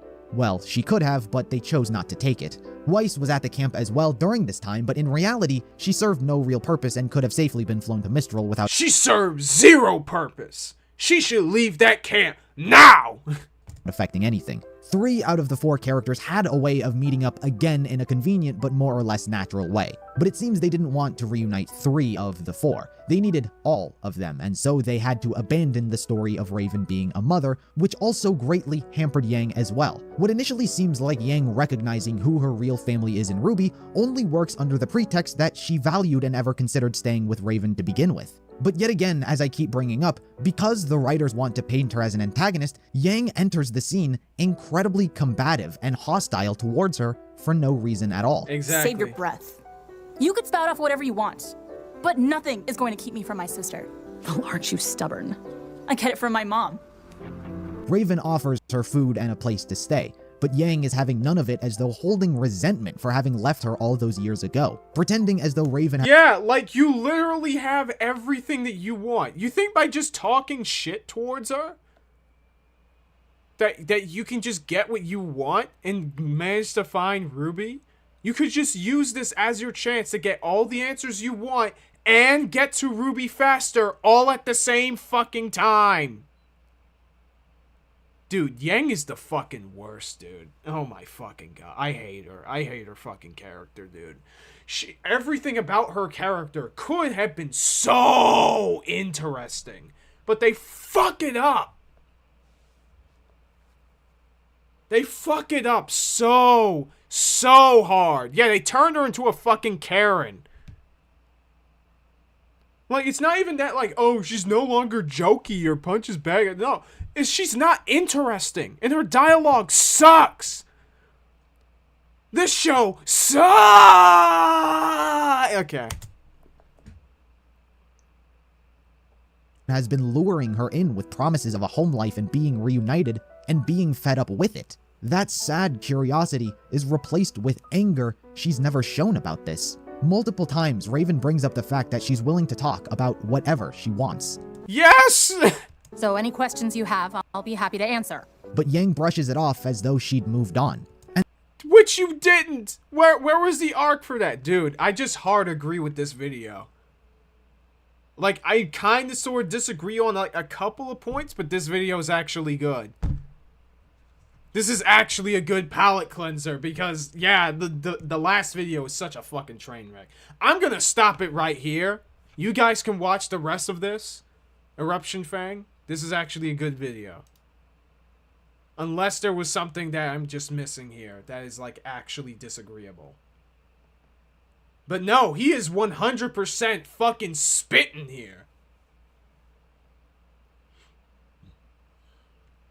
Leo, you have to be Miles and Carrie. That's how. Yeah, exactly.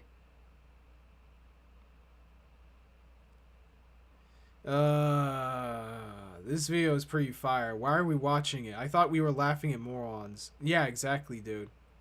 Even as someone that ranked Yang as their least favorite of the main four, and perhaps the entire show, what they did to Yang angers me. Dude, it pisses me off. But yeah, this video was good. Go watch it. Can I recommend a bad video, Kaiser? What's the video?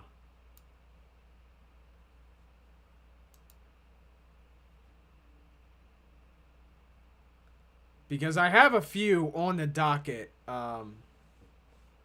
potentially. At least Eruption Fang didn't misinterpret the story to Shadowbox. Dude, he actually showed evidence. He showed evidence of fucking writer's statements and shit. And showed clips from the show that reinforced his argument. That is miles ahead back. We gone through 25 minutes of this goddamn thing. And I barely had a single problem with it. Meanwhile, we spent like 2 hours on a fucking 12-minute video. Lorch, no, not today. Not today. Not today. Haryana Hook's video on Disney remakes. You know what? Let's take a peek. Let's take a peek. Because I know you've been recommending me that video for a while. Haryana Hook. Haryana Hook is bad. Okay, holy shit. Load, bitch, load. Oh my god. Okay. Let me see. Alright, this is a pretty big YouTuber. Hasn't been getting that many views recently, though, it seems like. Disney sequels.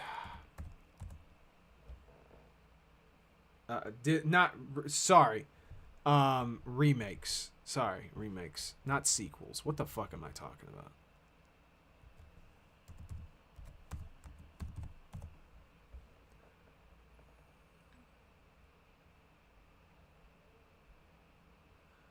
Live action Disney remakes aren't that terrible. You guys are just me. Oh my fucking god. Dude, and it's 32 minutes. I don't think I have the time to watch the whole thing. Maybe I'll come back to this. Maybe. Gonna be honest, it's gonna be very hard for me to engage with this video because I haven't seen most of the, Disney sequels. I've seen a couple of them, and they were bad, but I've only seen like what? 2? Yeah, I've seen like 2 Disney remakes. Sorry, not sequels. Fuck. Can't talk today. I've seen like a couple of Disney remakes. So I don't know if there's anything that I can say about this. Alright. I keep saying you gotta look at that Ask Air video on remakes. Okay. Well, we'll have to see. Alright, what does she say here?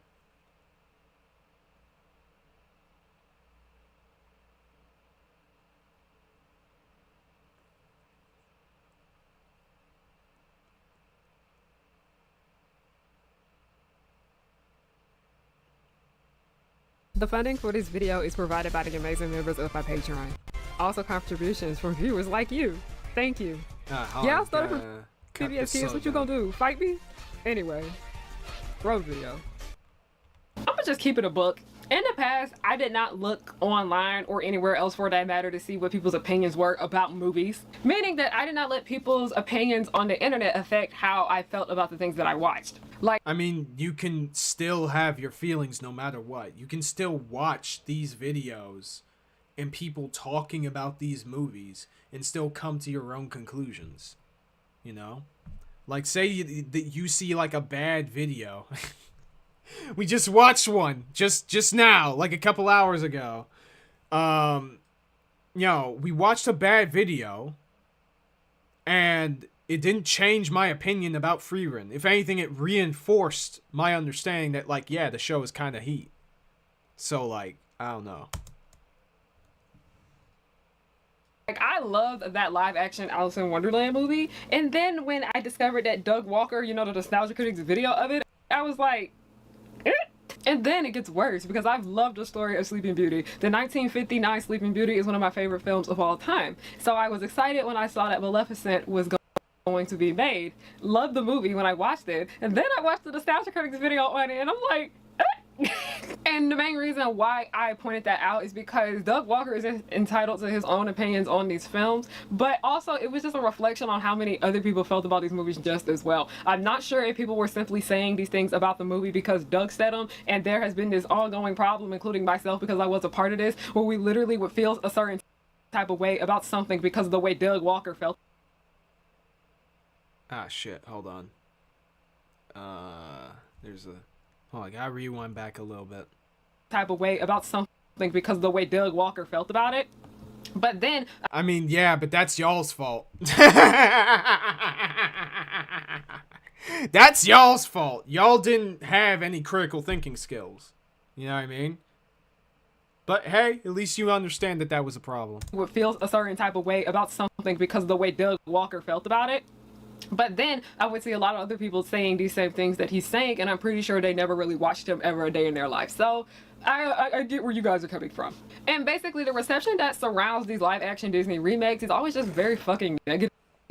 Like, there's already so much negativity that surrounds these movies. Like, damn, like every other day someone is on the fucking internet talking about how they don't like these films. I'm not even joking. It's a discussion that I am just very much tired of having because it just feels like everyone is making the same points over and over and over again. So today I just want to sit here and talk about some good that these live action Disney remakes have, because there are some good in these things. I don't care what nobody says. I think there's some good there both on camera and behind the scenes.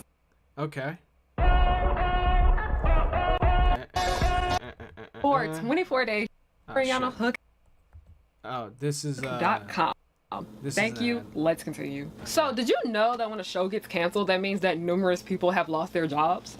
No, of course, plenty of you guys don't. But oh, wow. Yeah, can't imagine. That never happens, guys. not just the actors, the writers, the directors, the producers. There are hundreds of other people who have lost their job just as well. Back in May of 2022, people were on the internet celebrating the cancellation of numerous CW shows. Because y'all know Warner Brothers about broke as hell right now. I saw it coming when they made budget cuts at my job. I knew it was coming. But after people were celebrating the cancellation of these shows, it toned down a bit because people who worked on these series spoke up about how it's actually a bad thing for those who have worked on those shows for so long. Because them canceling those shows with no warning meant that they were out of a job for a bit and had to scramble to get booked on another show or movie. And for those of you guys who don't know how the film industry works, it's not just a small independent production where only a few people are taking care of everything. There are 100, sometimes 200, sometimes 300 people that work on one production for a major company like Disney or Warner Brothers or Paramount. To the general public, meaning people that know... I'm pretty sure that's like basic common sense to most people, right?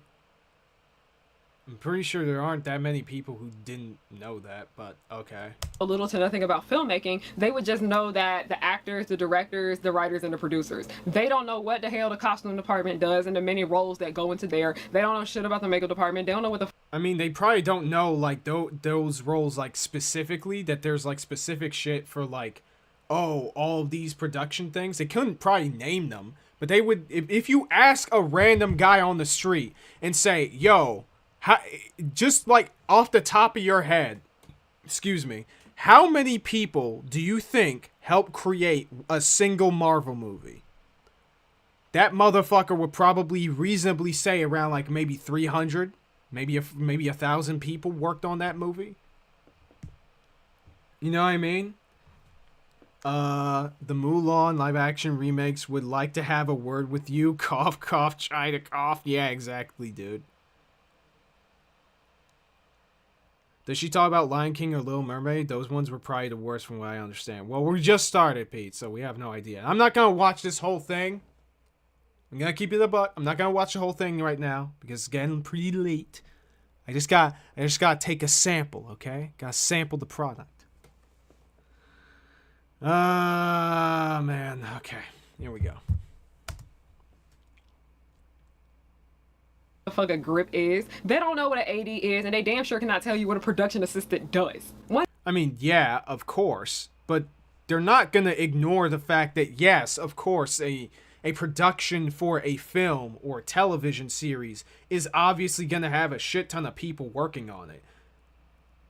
Like, I don't know, man. Maybe it's just me, but I like to take people at good faith, right? I like to give people the benefit of the doubt a little bit more, unless there's evidence that people just don't know these things. Like, again, if I asked somebody on the street, yo, how many people do you think helped create Star Wars? Like the very first Star Wars movie. They would probably give a pretty high fucking number. Instead of like, oh, maybe like 20 people. Maybe like 12. They're like 12 people. Like, fuck no. One good thing about these live action Disney remakes is that it gives the people who need it the most employment. People think that everyone and anyone that works in the entertainment industry is rich, and absolutely fucking not. Why the fuck are we talking about this? Like, I understand you're trying to defend the movies, but the only defense that you're giving is that it gives people jobs. Okay? You know what else gives people jobs? Fucking McDonald's. That shit ain't good for you. Probably, if we had a better alternative to McDonald's that's healthier and just as affordable, McDonald's, from a humanitarian perspective, probably would have been better off going out of business. Provided that there is a way for people to get jobs in the future afterwards. It's that simple, right? Like, just because it gives people jobs, like, there are talented individuals in these film crews. I absolutely agree with that.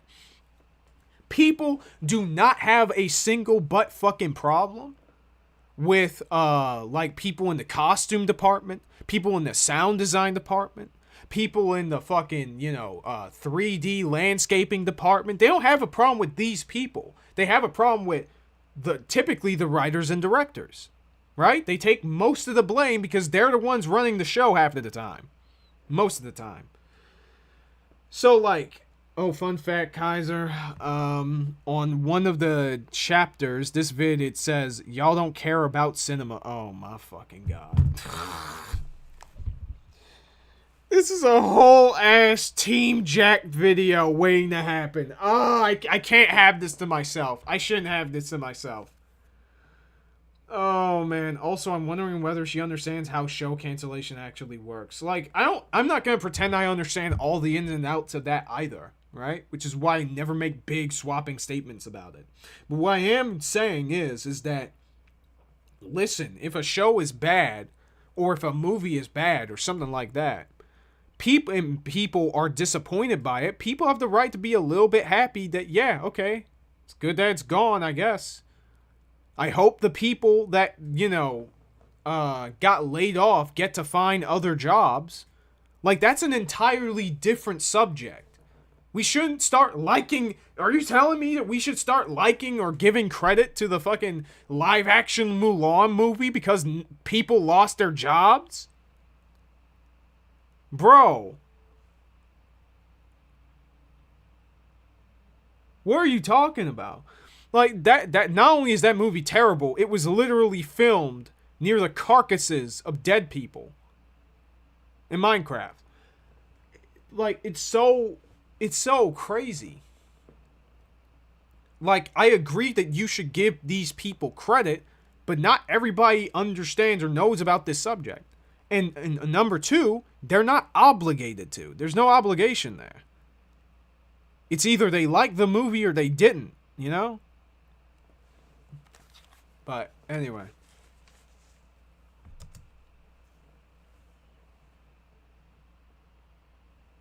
Only a small percentage of Hollywood is very wealthy. Like, let's be fucking for real. That's the hard-on truth. So when Sydney Sweeney want to sit here and talk about she's broke, baby, no. She's actually at the top of the Hollywood hierarchy. She's just bad at budgeting and spending her money. That much money should not go that fucking fast. I don't care what no one says. But, God damn. Okay. Fucking shots fired at Sydney Sweeney. Holy shit.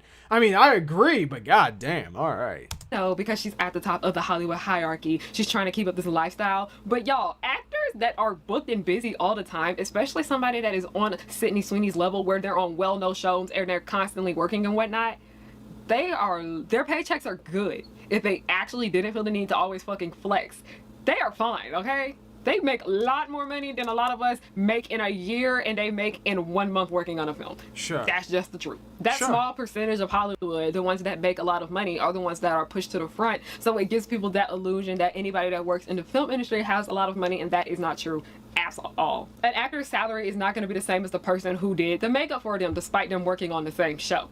You know, at your job, where people do numerous different things and they get different pay rates, yeah. That's the entertainment industry. And I'm gonna be real, I didn't really know much about this until I started to get involved with filmmaking and like doing an extra and stand-in and photo-dubbing work on Hollywood productions, and then working as an actor and crew for independent productions just as well, and then also being in film classes. Okay. And then you sit she's done some stuff. All right. That's cool. And realize when you're actually in this environment or you're in class learning about the industry that, wow, the show really cannot go on without these people. Everyone is important. As small as their role may be, it makes a big difference. Let's take catering, for example. Sure. Y'all asses need to eat. People can't work if they on an empty stomach. The people who are living paycheck to paycheck in the industry are the ones that are keeping it up. And these people right here are the ones that often don't care what a movie or a TV show is. They don't be caring who on it or whatever. They just take what they can get to make sure that they have food on the table and they have... You know, I absolutely agree with this. What the fuck does any of this shit have to do with people being too mean about Disney remakes? Like, am I being an asshole here? Like, what does this have to do with people's perceptions of these movies? Like, the fashion, okay? How these people, how the costume design looks, the diversity aspect. I mean, that's debatable. Like, of course, ideally, I want diversity in media, absolutely. But it has to be done well. That is, like, either diegetic or, like, fits the story, or they at least just get the right person for the job that just so happens to be a different race, right? Like, that's fine. Cosplay Q&A. I don't know why you're having a Q&A at the end of this freaking video, but that's wild. All right.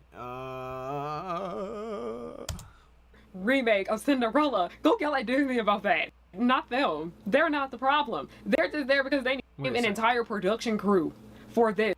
These people did not choose to make another remake of Cinderella. Wait. Who? Wait, hold on. Let me reel it back. Hold on. As opening spots. You just kind of gotta get... what am I trying to say? You have to take what you get sometimes. And it's not their fault that Disney decided to not make something original for once. That's one thing a lot of y'all are so damn annoying about. Y'all would literally blame an entire production crew for this. Who the fuck is doing that? It's, again, okay, vague posting. I love it. I loathe it. Oh my fucking god. YouTubers, stop doing this. Stop vague posting. If you're saying that people are saying something, show an example of that on screen. If you're worried about doxing them or dogpiling them, cover their names, block out their names, and show a screenshot of somebody saying this shit. Every single goddamn reviewer that I have ever seen talk about these movies do not talk any shit to the entirety of the production crew. They blame Disney, they blame the writer, and they blame the director. Who the fuck does that? Oh my fucking god, dude. I am so sick and tired. Dude, when you shadowbox in the video, I'm gonna knock it like 2 points every single time. Seriously. I swear to fucking god. I am so fucking sick of this shit. I want it gone. I want this shadowboxing shit gone. Is it really that hard for people to just give an example of what people are fucking talking about? I don't even think Doug said bad shit about the freaking production crew of these movies. Like, if you're trying to use Doug Walker as a primary example of what you're talking about, I do not remember him saying that. Straight up. Like, it's been eons since I've seen those movies. So I'm all for the idea that I could be wrong about this shit, right? And I'm giving him too much benefit of the doubt. But even Doug at his worst did not say shit about the production crew. Be fucking for real, dude. Oh my god, dog. Look, the guy who had to put a thanks to a prison camp in Mulan credits got paid. How is this unique to Disney remakes? You could apply this to any show and any movie. Yeah, exactly. This is like Nakama the Witnesser take on the RWBY animators, but in reverse and not promoting illegal activity like theft. Well, that's good at least. Okay, people get paid. Okay, people get paid, but can't they get whatever hack they're paying to do better? Yeah, exactly. I can't find the words to convey it, but I understand the kind of... okay, what do you mean? Diversity in the industry is needed. Not every single franchise or project. Criticizing the industry is attacking individual people. No, it's not. And that's what she doesn't understand. Like, what fucking reviewer is saying, oh my god, the production crew of these movies fucking suck? Like, I'm pretty sure if you sit these people down and ask, hey, do you genuinely believe that, like, oh, the production crew, a fucking Cinderella, deserve to not have a job or are bad at their job? They would probably say no. They'd probably just say, hey, the writer needs to write better. The director needs better directing. That's about it. Yeah. Yeah, they blame the billion-dollar corporations. Exactly. Like, the whole point of the fact that Disney being evil has become a meme is because of how common people shit on Disney. Like, what year was this video made? It was made 2 years ago. 2 fucking years ago. 2023, people were dogging the fuck out of Disney. They still are.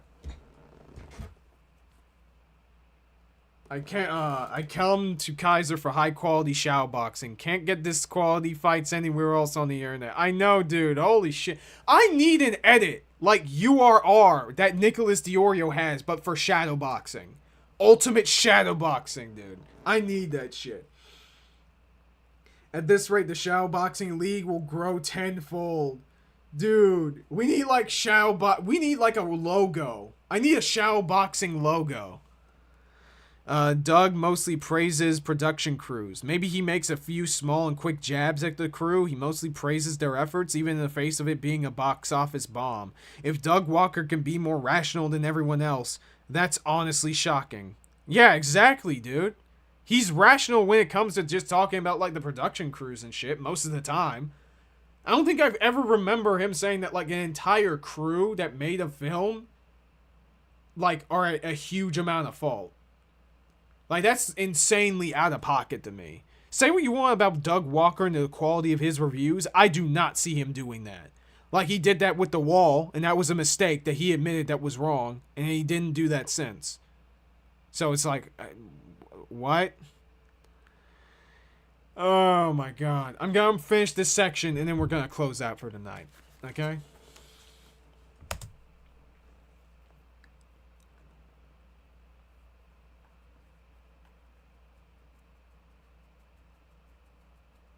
God damn, this bitch ain't loading. These people did not choose to make another remake of Cinderella. Go get like Disney about that, not them.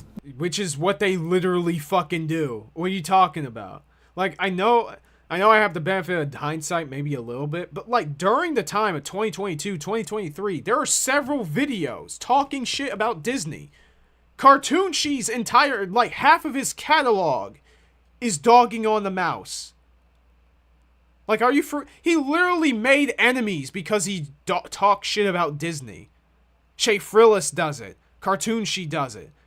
Just Stop does it. Mahler and friends does it. What the fuck are we talking about here, dude?